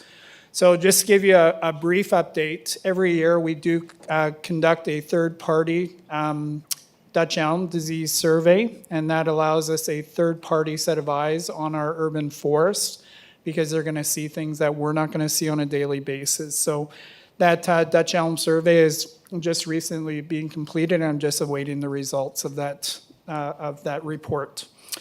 One of the big things in this report that I wanted to provide was just some stats on pruning and removals within the city of Prince Albert.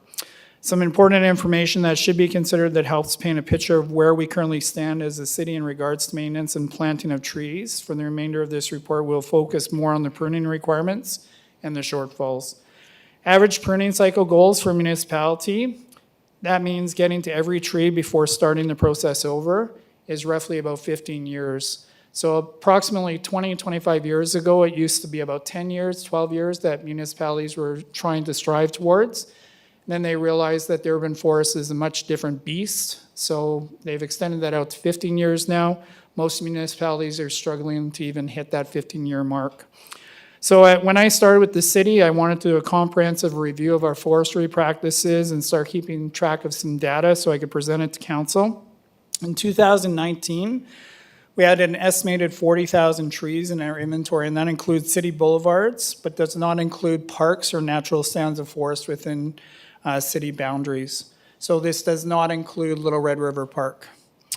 Pruning cycle as of October of 2019, we're almost 39 years behind in our pruning practices.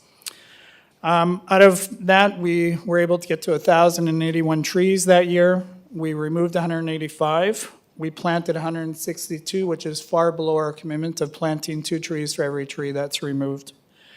In 2020, we had an estimated inventory that still needed to be addressed of 38,000 trees.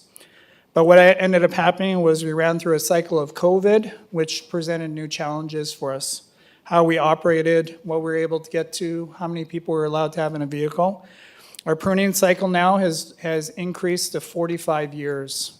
All of a sudden, we're now in a situation where we have more liabilities that we're unable to mitigate. Within that year, we were able to prune or remove 845 trees. 310 of those were removal, 67 of them were planted trees. The planting goal base for that year, we should have put 620 trees back in the ground. So we never even got to it. The stats above are very important as we continue to track our urban forest pruning, removals, and plantings. 2019 was a good first year of focus in 2020 numbers, which I suspect are partially due to changes in how we operated due to COVID. We're down 22% over 2019 for pruning.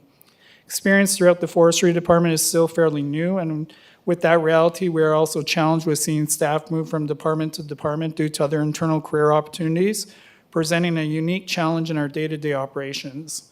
What we currently lack is depth in experience and confidence and skill set, something that can be built over the years, but in the process presents its own set of unique challenges for the department.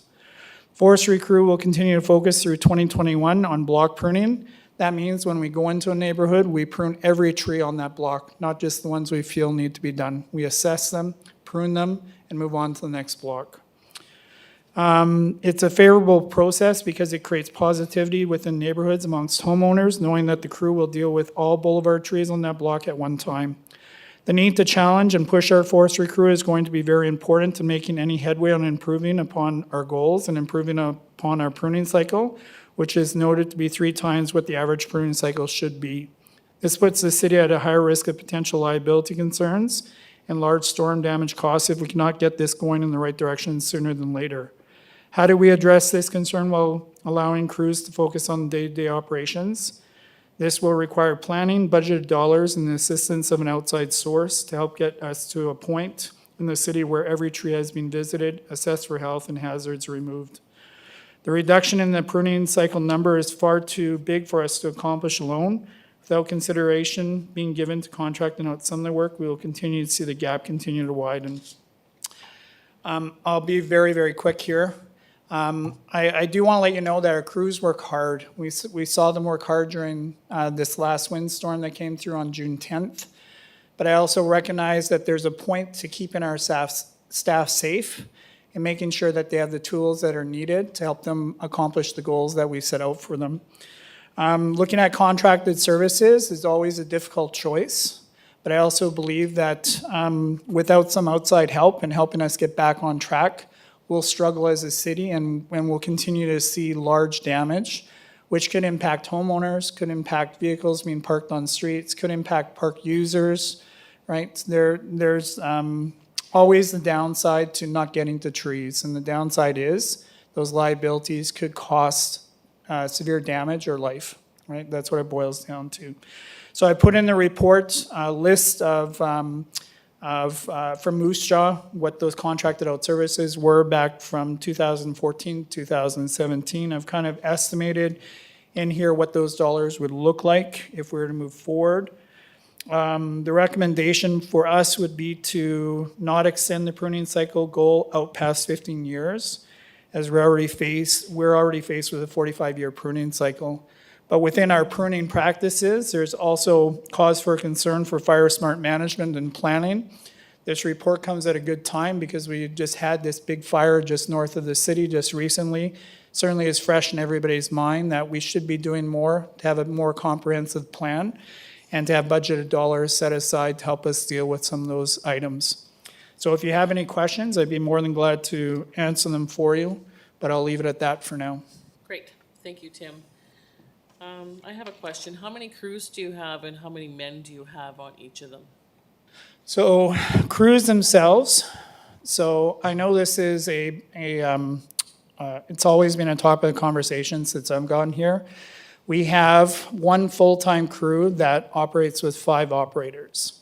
So, and I want to be clear that our crews, they also operate on the forestry snow removal side. So when there's winter and we have snow removal, they stop all pruning, and that's their main focus.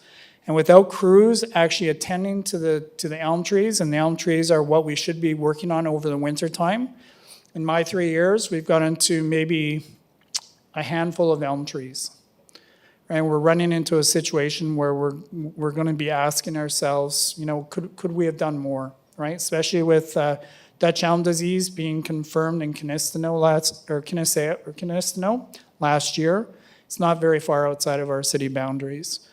So it's not for a lack of trying, Councillor Miller. I totally understand, but I also believe that there's a point that I have to be honest and let you know that certainly we do struggle, right? Our crews are doing the very best they can, but I do get frustrated with the fact that I believe we could be doing more, but more means more bodies. More means another chipper truck. More means another aerial truck, another crew, right? And I know that looking at Saskatoon, it took 10 years for Forestry to convince council that it was important, that the urban forest was important. And now they operate with a sufficient amount of crews, but they also have that balance with contracting out as well. Thank you. Councillor Ogrodnik. Thank you, Tim, for the report. Thank you, Deputy Mayor. I have a question about pruning and that June 10th storm. So you mentioned we had this massive storm that went through June 10th, and we saw all the trees that were knocked down, and it took a week or so, a couple, maybe even longer, to clean up the city. Were any of the trees that were recently pruned in those areas, those blocks, were any of them damaged during the storm?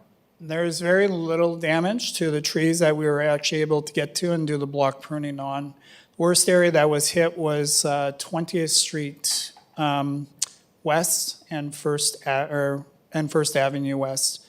We had numerous maple trees that were down on that block. Now, keep in mind, some of the trees are older trees, but I've seen maples live over, not me personally, but I've seen maples that have lived over 100 years old. So being proactive and certainly getting out and doing our part plays a significant role in the health and assessment of the trees to ensure that they're there for longevity.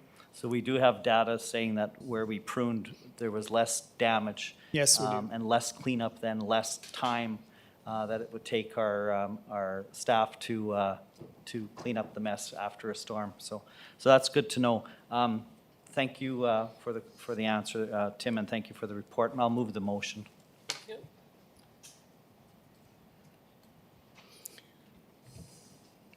Councillor Kilmer. Thank you, Madam Deputy Mayor. I just want to make sure and thank Tim and the director and the workers that are part of the forestry team for the remarkable work that they did, because I'm fortunate enough to live on a city block where they did the pruning this past year prior to the storm. And it was relatively, it was easy for us as a neighborhood to get out and pick up and clean up ourselves. Nobody had to climb a tree and, or wait for the workers. And when they did the work, please pass on to them. They were very great ambassadors for, as humans, working for all of us together, because they took the time. Neighbors would come out and ask about other trees. They would give advice. They were extremely, well, you could tell they loved and had a passion for what they were doing.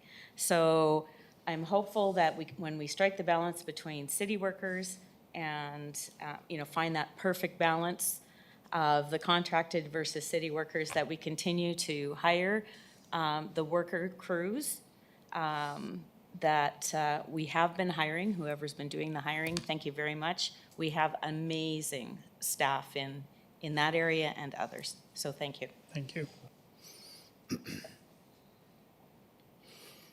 Councillor Edwards. Thank you, Deputy Mayor. Just a couple of quick comments. I noticed on page 521, you talk about wildfire mitigation project work. So I'm wondering, as we clear cut some trees, as if there's some revenue that's possible and start selling this wood as firewood. I know that there's a lot of people looking for firewood, and I don't know whether that's a possible revenue source. Maybe I could get some comments from you. Yeah, so I think anything's possible, but we certainly would not clear cut unless it's absolutely required. We do selective pruning, selective removals, and working with the DMAF and the SPSA through that program. Actually, we found large sections in their planning where we would remove large selective removals throughout Little Red and around Little Red. That would allow for us to be able to do that. So there's certainly a benefit, and we're still looking at options, but in talking about doing over and above what the DMAF is able to provide us, I have been in conversations with the fire chief and the deputy fire chief, and there's certainly value in looking internally as far as what we need to do for ourselves to ensure safety for individuals, and whether there's a monetary value attached to that to be able to either get some money back or to be able to utilize that wood for firewood. Okay, and I don't think I have anything else. You said we had 40,000 trees in inventory. Is that what the number you said? Approximately, that's just on the boulevards. I swear to God, 35,000 are poplar trees. Yep. We must be the capital of poplar trees. Anyway, that's it. Thank you. Mayor Dion. Well, actually, I have a comment.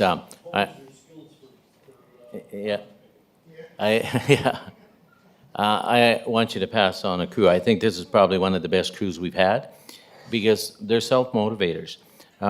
They did all of Diefenbaker Drive, pruned it, all those big trees, and what a difference it made. But they were proactive. When they were there, they noticed across the street that you couldn't see some of the no parking signs, and it wasn't on their list to do those trees. But they were right there with equipment, so they went across the street. And I was in shock because normally they follow the list. And so I want to get kudos. The whole street has commented on, first of all, it made the street lighter because they cleared up the street lights.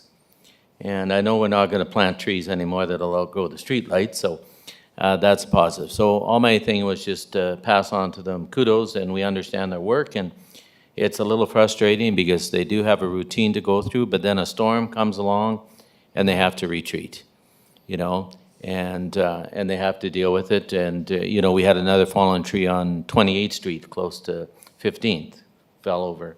And sometimes the trees are weakened by a storm and it takes them a week to fall. Yeah. Or another little breeze to come along, but kudos to them for getting out there and doing the work they're doing. Councillor Zerikowski? Thank you, Madam Chair. Tim, does that green belt that runs east and west through the city between 19th and 20th, does that fall within the forestry management plan? Yeah, so we've actually discussed that, and it's been a topic of conversation since it's been brought up by council. We certainly want to have a more proactive plan for that area. We were able to get in there last fall and do some cleanup. We actually had a mulcher come in and remove some of there was a fire management plan that was put in place a few years back because of some concerns with homes or fires. So we have been able to keep up on top of that. But again, I have been working closely with the fire chief and deputy fire chief, and I think we're getting close to putting together some details so that we actually have a plan that we can use year to year for fire smart management. Okay. And the dollars that might be required for that as well. And again, just so I'm not surprised, that doesn't involve clear cutting or cutting or mulching a path. It means going in and thinning out that green belt. Correct. Yeah, in some areas, I guess there was some larger areas that were cleared in there. So we actually went back in and cleaned those up again. Okay, thank you. Whether it be a lead service connection replacement or an entire block or more than a block, is your department involved in the planning for the replacement of the green? Yeah, so it's been lots of conversation. We've certainly been able to make great strides with Public Works in that area, especially this year with the projects. I was involved last year with that one project.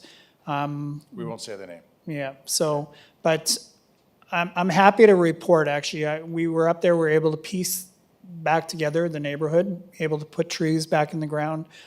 The homeowners that I spoke with, the ones that really had the most concerns were the most happy, right? So I think we were able to deliver, and they're happy with the turnout, and I'm hoping that when we get to the 400 and 500 blocks, right, that we'll be able to complete that process and give the neighborhood an opportunity to recoup, right, and be, you know, just grow into the future. Yeah, and I don't want to just focus on that area because there's certainly been others.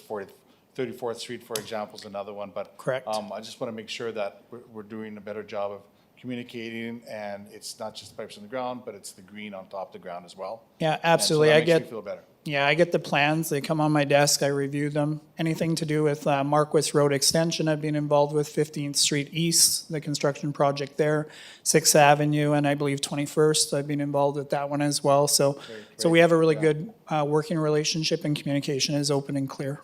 Thank you. My neighbor wants to know if you can go out to the Cloverdale off Highway 55 and cut down a few trees. Cloverdale Yeah, where I'd the have fire to- went through. Yeah, so I did have a question in regards to what resources are available, and I have to be honest, we don't have anything available in-house to be able to help those folks. I have referred some of them back to SPSA. Okay. There is a remediation process, so SPSA will be providing me with costs, Okay. but those costs will be in the hundreds of thousands of dollars. So it's something that I'm mindful of, especially when we talk about budget and where we put our dollars. But if you talk to another group of individuals, forest growth regeneration in its natural state is the best way to go as well. So Right, okay. So the message from the department is, or from the city is, do not go in there and take out 1 or 2 trees. We don't want you doing that, even though if it's on the ground or standing, that's not something we want you to do. yeah, I think, and I've had lots of questions over the years in regards to removing deadfall or trees that are in the process of decline. We don't have a policy, and it's really hard because I get so many people ask me, and I'd certainly be more than welcome to had that conversation with them, but we need to have a policy in place that respects the process.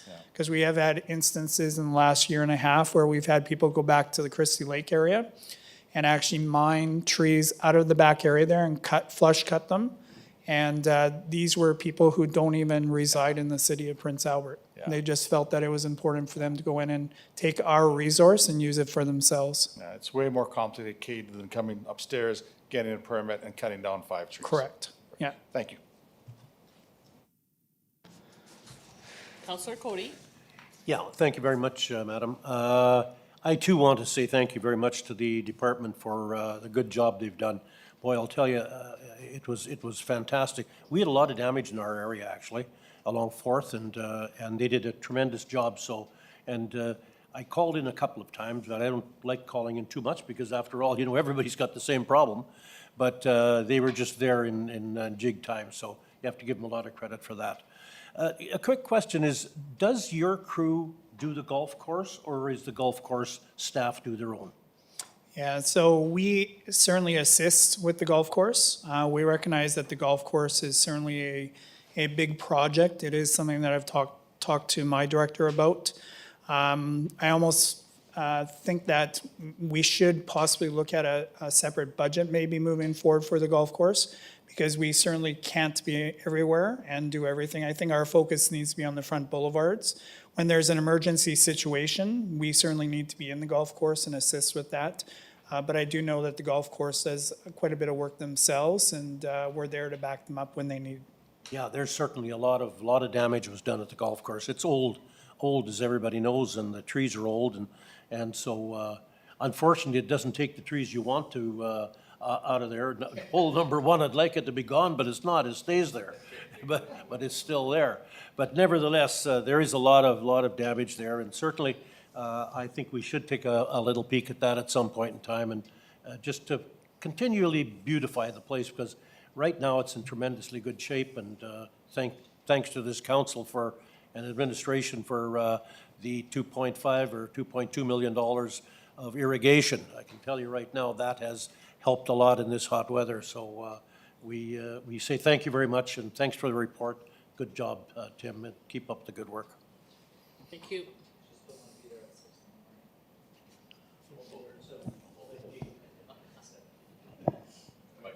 Okay, moved by Councillor Ogrodnik.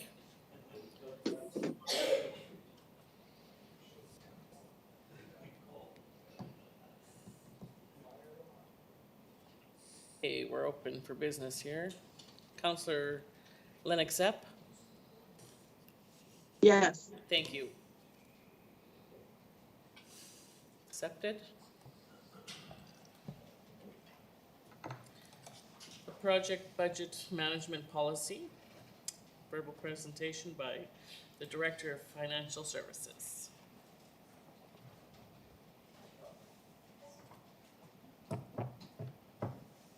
Thank you. Go ahead. I didn't put you on. Gee whiz, I didn't put her on. I better just restart. Before you is draft project budget management policy. This policy was developed based on objectives that emerged from various meetings and comments from members of council and administration. So the purpose of this policy is to provide guidance to administration, enable the city to be accountable, enable delivery of successful projects on time, complete budget projects on budget, ensure consistency, ensure compliance with policies and directives of council, ensure compliance with legislation, identify the process for using contingencies, and managing projects without unnecessary delays that could result in additional costs. So some of the key project budgeting components is for projects to be well-defined up front, and in order to minimize changes during the project.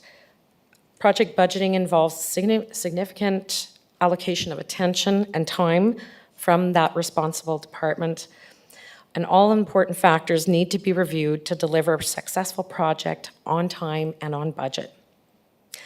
The success or failure of a project also reflects negatively on City Council and administration. So based in our report, there's two objectives, project budgeting objectives and managing project budgets. So one of them, promote accurate budget estimates. This policy was based on these objectives. Establish contingencies that are meaningful for each project to protect the budget contingency by pooling, and for the contingency to be used for change orders and not to increase the scope of the project, and avoid adjusting project budgets to meet mill rate concerns. But managing that project budget is to be able to report and do proper budget tracking, avoid project delays, so the city manager can authorize the change orders and the threshold for change orders. Project-to-date reporting. Tonight you had seen the update on projects, status on projects, to protect that unused contingency and to also make sure that the contractor or consultant is accountable. So the draft policy identifies the use of pooling the contingency of all projects. So the contingency will be available but will be grouped together. So the pooled contingency total will be reported in public, but details per project reported in camera to council. So in conclusion, the draft policy is to encourage accountability and to increase project budget management. Thank you. Any questions? Okay, we'll go to a vote. Okay, Mayor, would you like to do that? I think Councilor Head. I wasn't gonna do it. I'll do it.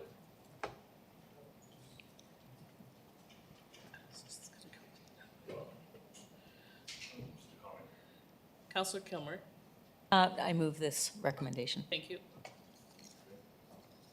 Councilor Head, Thank you, Deputy Mayor. Just a comment, thank you to the Director of Finance. I know we had a lot of discussions around contingencies around the budget last year and then moving forward this year. I was, very apprehensive about having some contingency, but I realize, sitting in this role that these projects, there has to have some ability to manage. And so, I support this motion, and thank you for the report. That's all I wanted to say, so. great, thank you. No, I thought you were You betcha. Okay. Councilor Lennox Epp? And we're open for, Yes. thank you.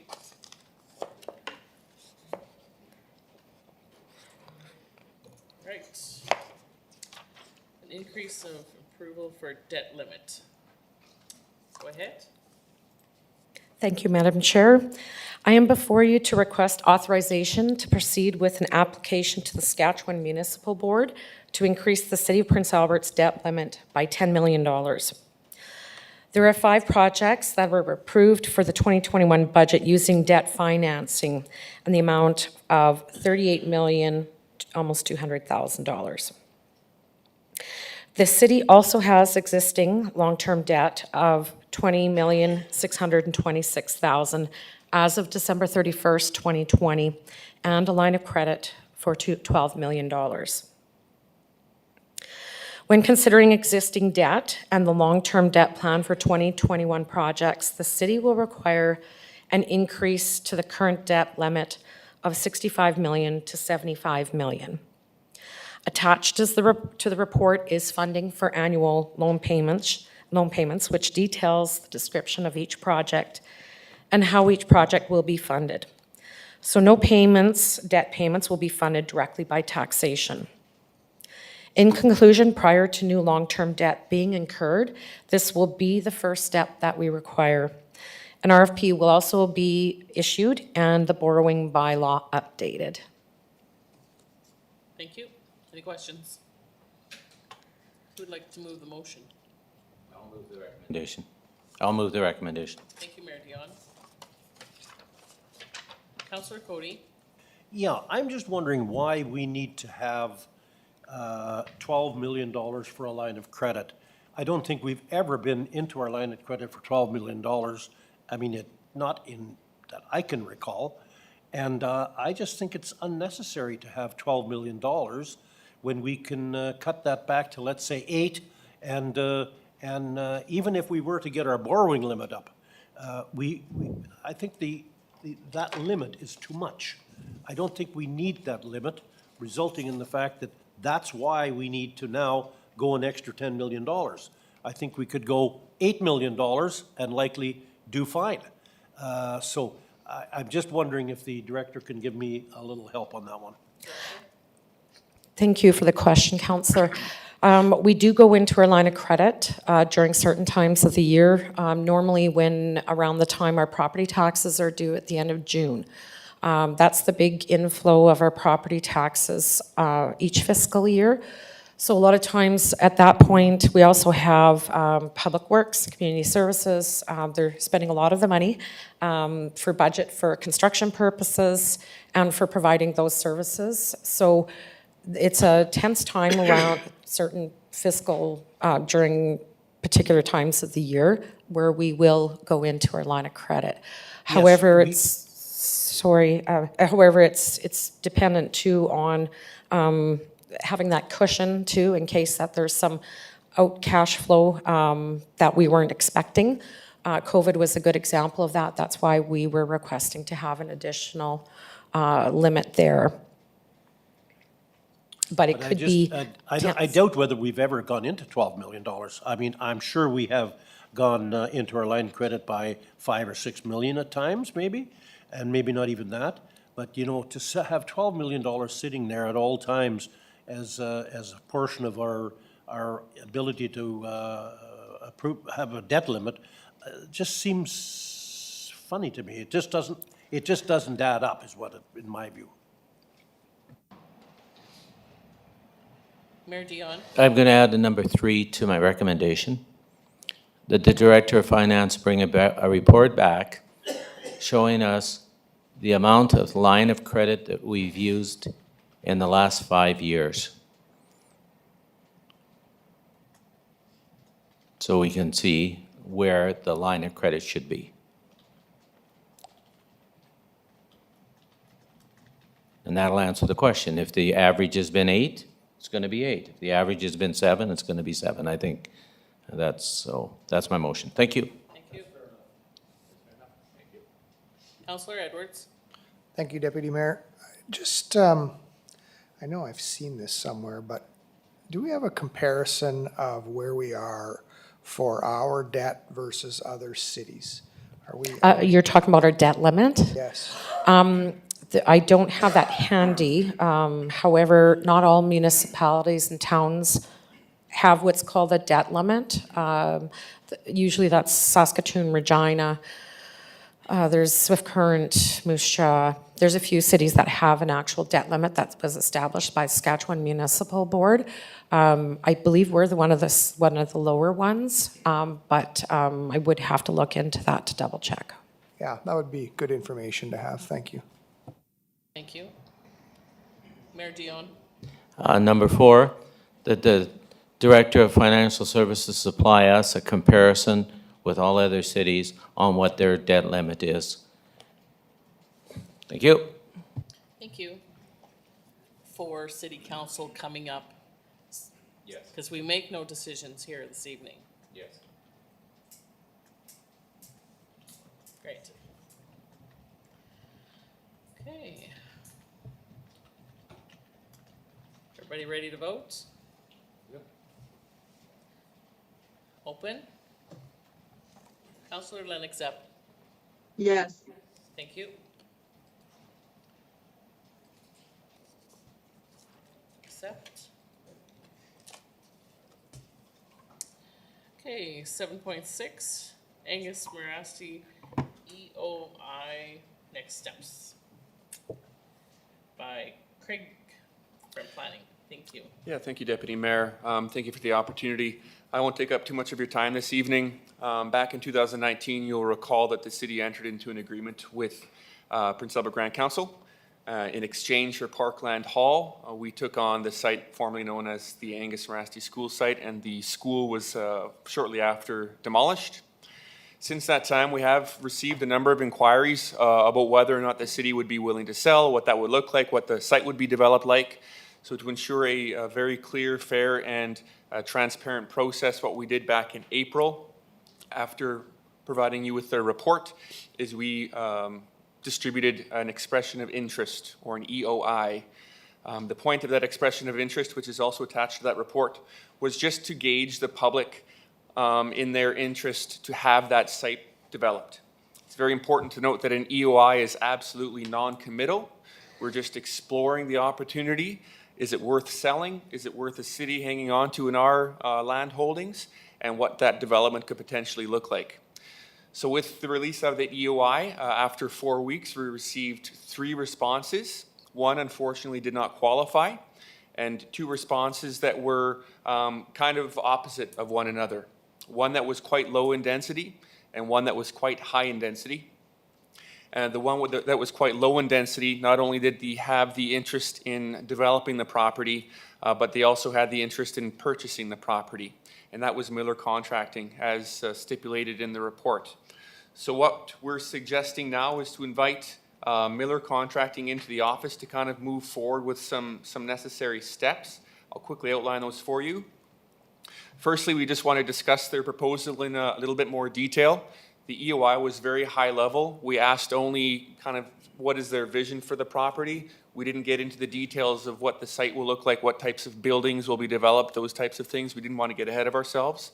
So just chat with that, and we hope that'll happen in the next number of weeks. We'll then work with Miller Contracting to finalize a site design. You'll see as part of their submission, which is attached to the report, they did provide a very, very preliminary site design. I want to hammer home again that we are not at all committed to that. That site design will change. You'll notice, for example, it doesn't include park space. That was not a request of us. In their response, they said that they will be supplying park space. Right now, all it is showing is the subdivision, and that is absolutely flexible, and we're ensuring that that park space is incorporated into the plan. Secondly, and we see this happening possibly in the fall, we'll complete a public engagement session with the neighborhood, similar to what we did in 2019, updating them on the intention to potentially sell and redevelop the site, explain what the next steps look like, and once again, ask for feedback on that site and what the specifically the park space, because that's kind of the theme that came out of that first presentation, will look like. From there, after all of the information has been gathered, we'll be in a position to accept or consider an offer to purchase from Miller Contracting, which would then be brought forward to City Council. With that offer to purchase, there would be an agreement. In that agreement, it would stipulate that they are required to develop and subdivide the land as shown in the site plan, that they're required to install necessary amenities in the park space, things like that. And then finally, a report back to council. So ultimately, the decision will be yours.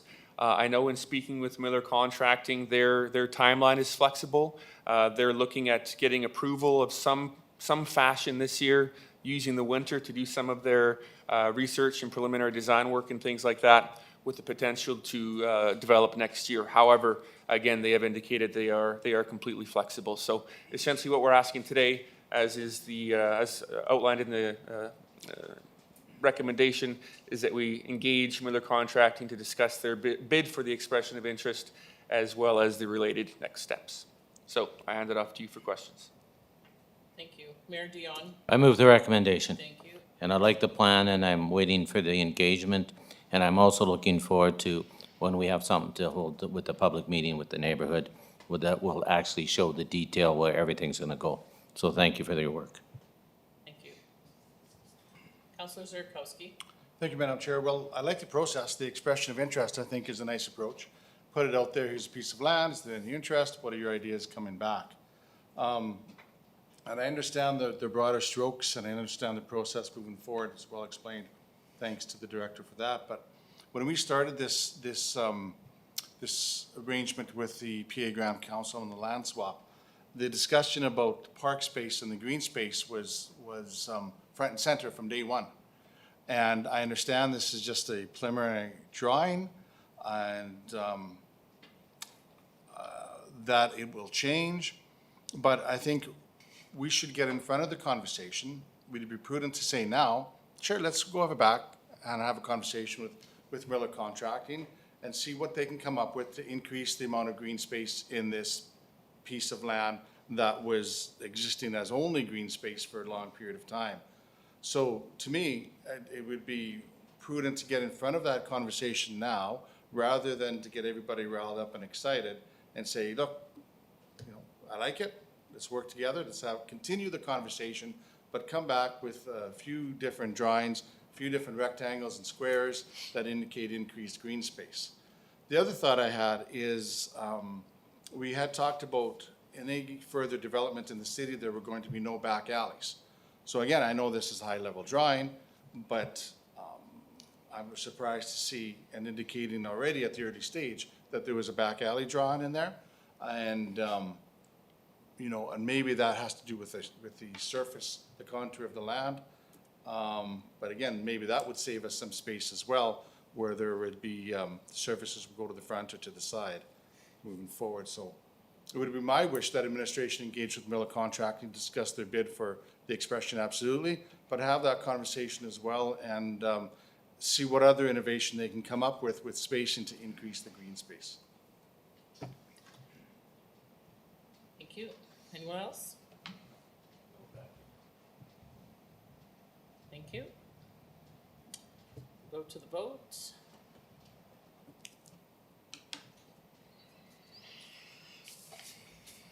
Councilor Lennox-Epp? No. Thank you.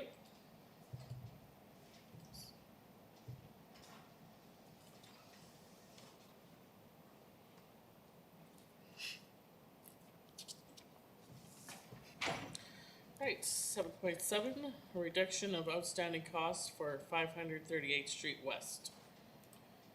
Thank you, Deputy Mayor. Again, I won't take up much of your time. We're all very familiar with the address, 538th Street West. There was a sod turning on Friday.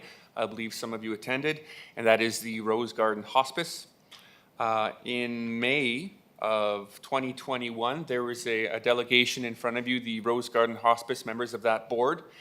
Essentially what they did is they reviewed a number of outstanding costs that they are currently required to pay, I believe to the tune of approximately $361,000. Those fees represent the costs to service the property. We did so a few years ago when we were extending Marquis Road. We took the liberty of having discussions with them, but also stubbing in proper services so that we didn't have to go in and do it after, which would result in significantly more money. So as we get to the point of development permits and building permits being applied for and potentially issued, the question has come up from Rose Garden on what the requirements are of them to pay for that land.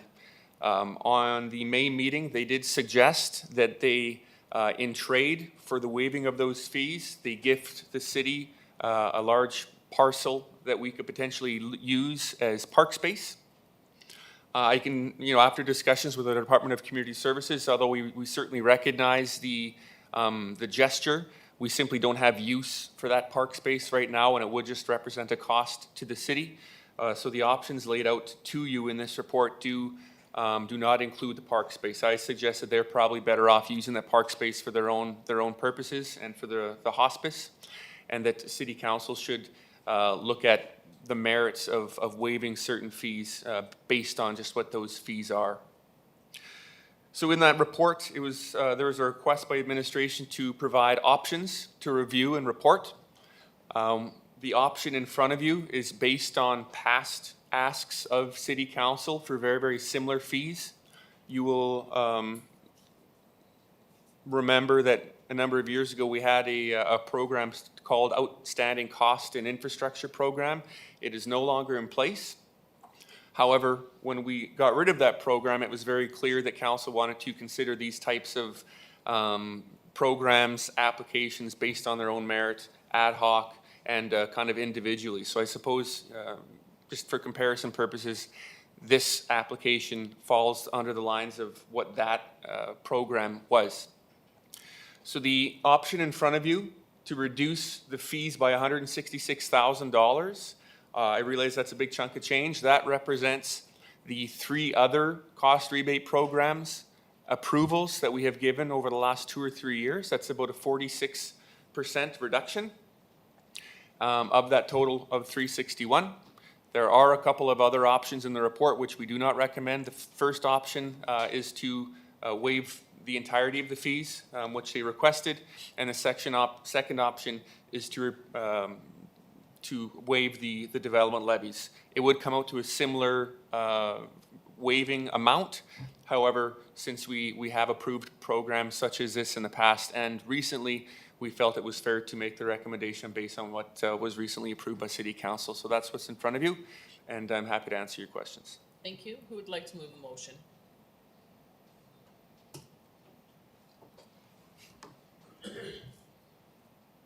Mayor Dion? I'll move the recommendation. Thank you. Any questions? Councillor Grotnick? Thank you, Deputy Mayor.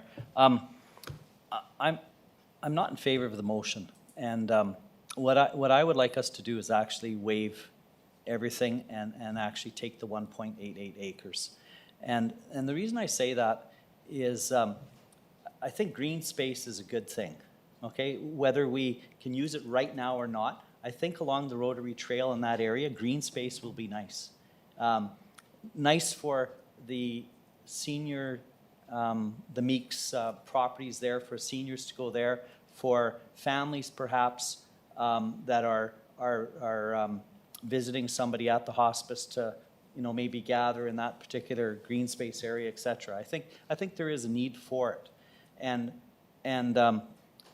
I want to support this project, and I think this project, I think we all agree this project is necessary. It's a first of its kind in Saskatchewan. You know, we're breaking ground. Second?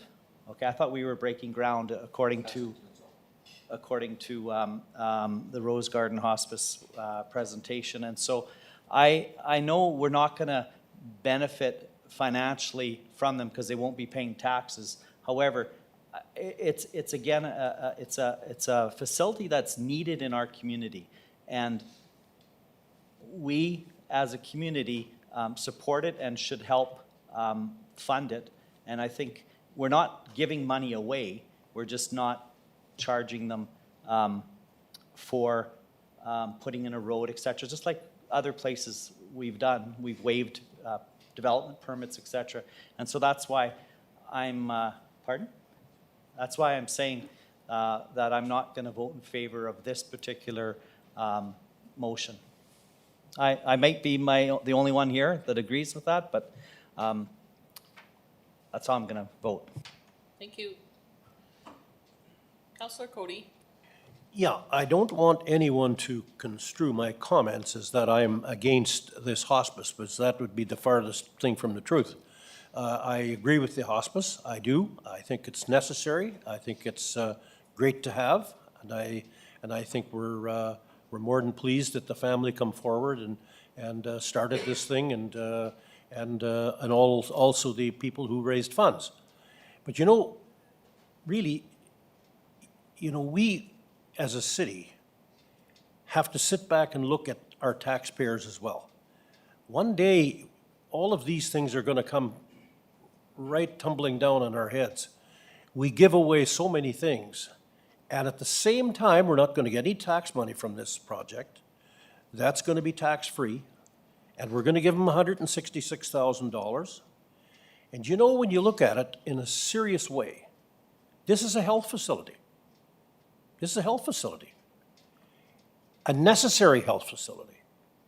But at the same time, where is the government in all of this? True, they're going to put operating funds in of about $2 million a year. Great stuff.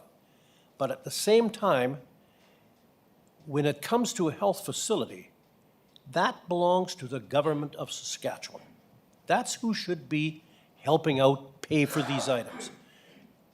I know that they don't like to pay for bricks and mortar, but at the same time, we have an obligation to our taxpayers as well.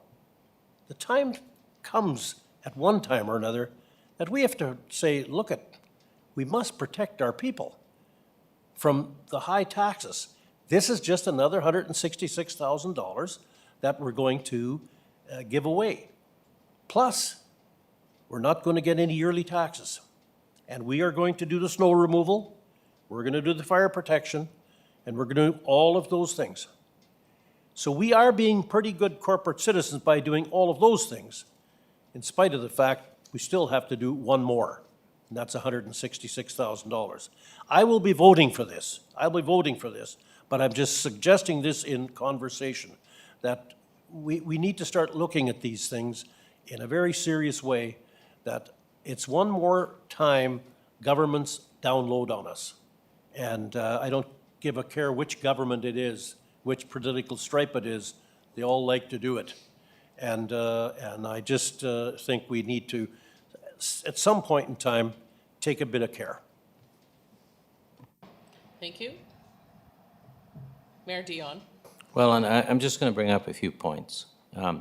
First of all, Fred gave them 10 acres. Fred Trash, thank you, Fred. Gave them 10 acres. And that's what they requested. And what they were going to do was build a hospice in the back and then build this beautiful park, because that's how you were going to pass. Well, they've ran into financial trouble, so they will be coming to us to allow them to sell 2 parcels in the back. And when they asked me about the front, I said, no problem. I will support taking it back.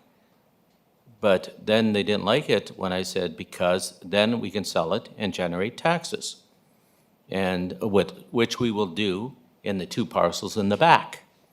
We will help get servicing fees and taxes off those 2 parcels.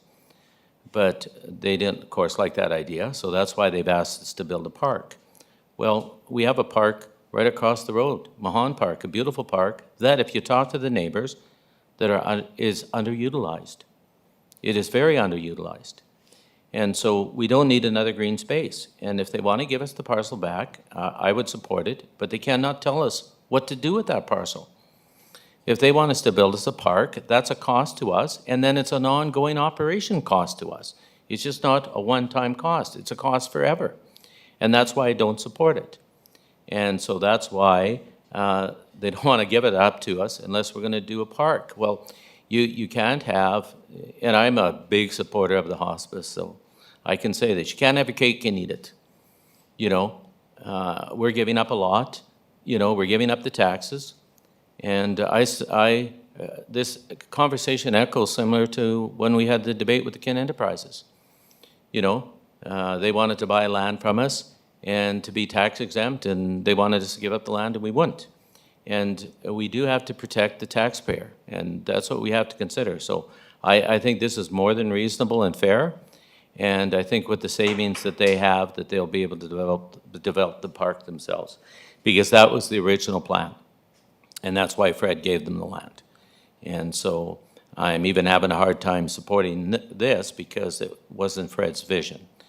And but I'm going to, because I'm excited that they can finally get underway and get the facility built, because it's certainly needed in our community. But I think we've been more and fair and reasonable with what we have on the table. Thank you. That's everything? Oh. Councillor Zurkowski. Thank you, Madam Chair. Unlike other asks of us in a long time, other asks mentioned here just a moment ago, this ask has been clearly supported over a short period of years by the community and by the business community and by individuals. And so that's why I feel good about stepping forward to support this project as well in whatever way we can. I think when we see that response from the community, we have to be part of that response as well and contribute in a meaningful way while we sit in this room and make decisions about where the dollars go. I've listened to my colleagues' comments, and I want to pause on the issue of the park. Question to the Director of Community Services. is there a walkway access from Marquis Road to Mahan Drive to the park?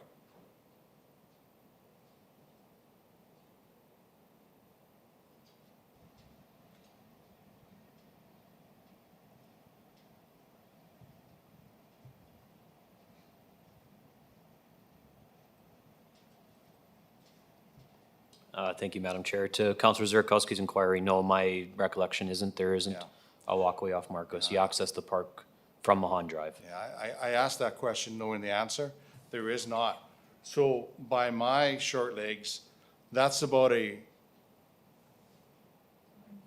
2+ kilometer walk from around Mahan, down 4th, down 6th, and back up Mahan to get to the park.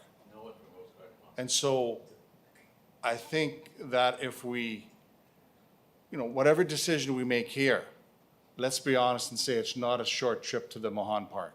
It's not. You're walking around to get there in whatever mobility constraints you have. And so I want to pause here on that issue. I want to support, and I like the recommendation when I read it last night and reread it this morning and last week.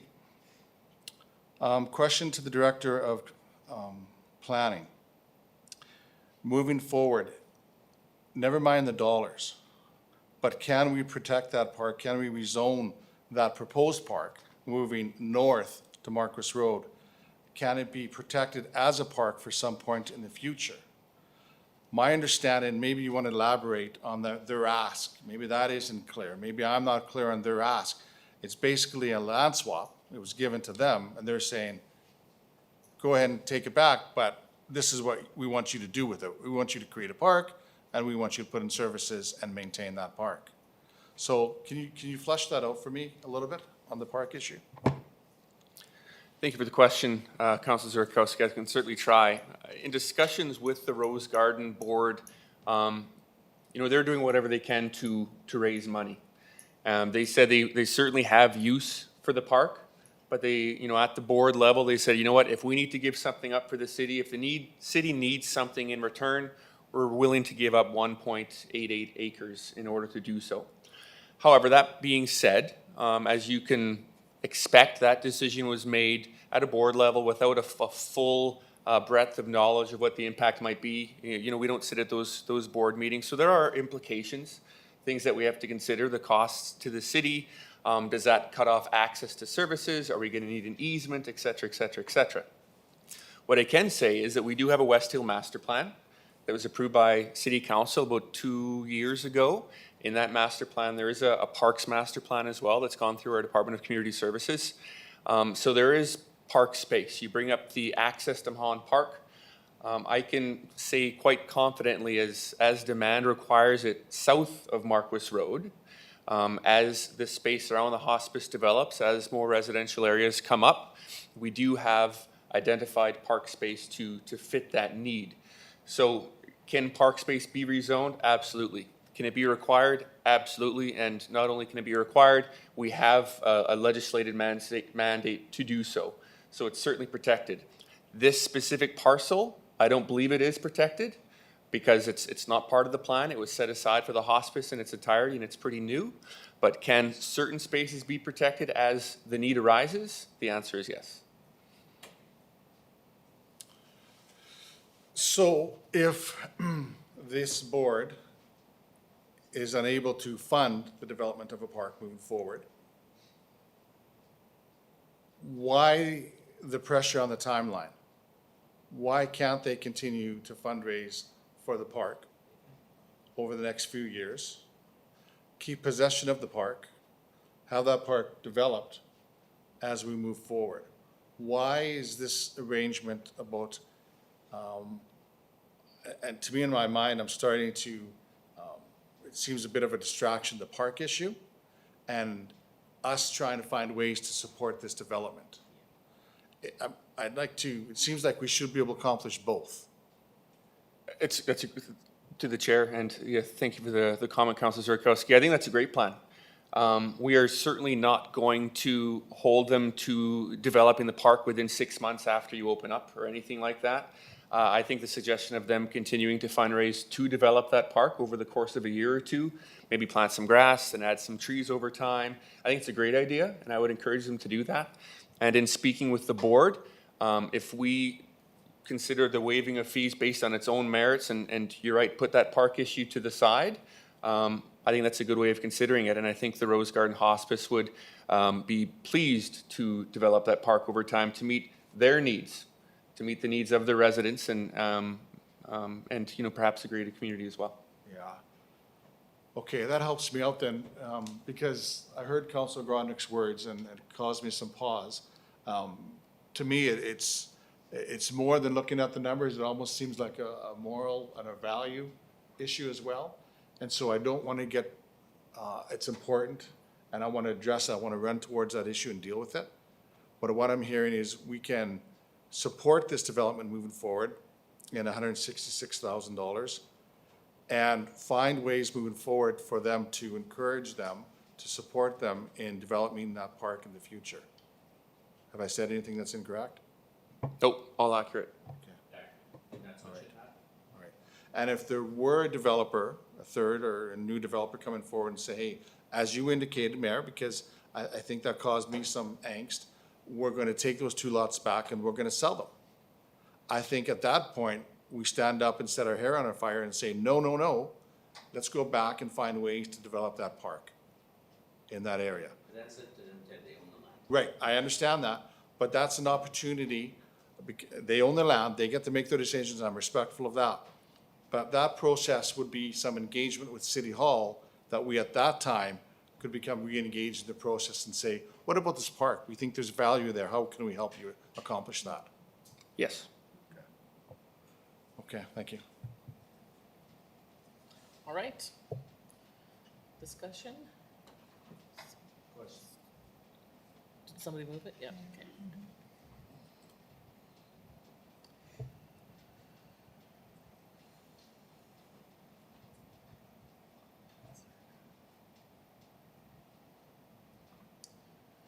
Okay, all those in favor?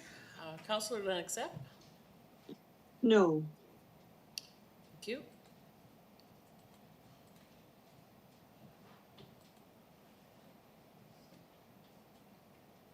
Alright.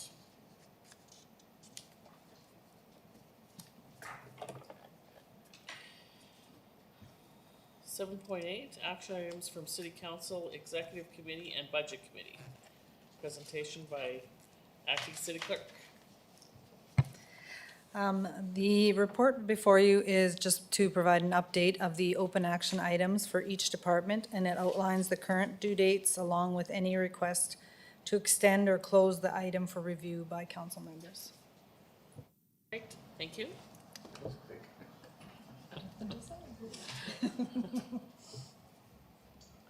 Okay. Who would like to move the motion?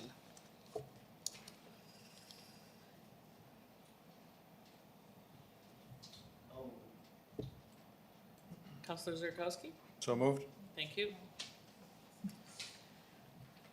All right, no questions? Perfect.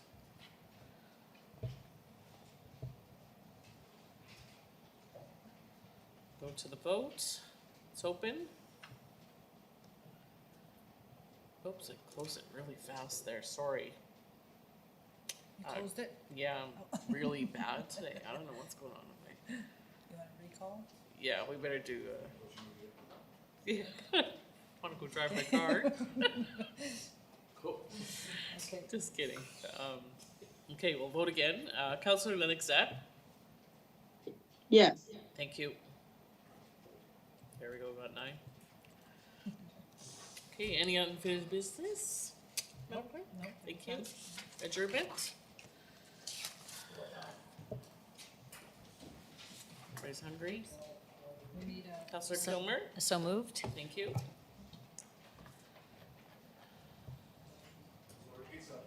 Pizza? Yes. Thank you. Yeah, there is. There is food? Yeah, there's food. Oh, there's food? Yep. I Yes. don't know if it's pizza, but it's funky fresh.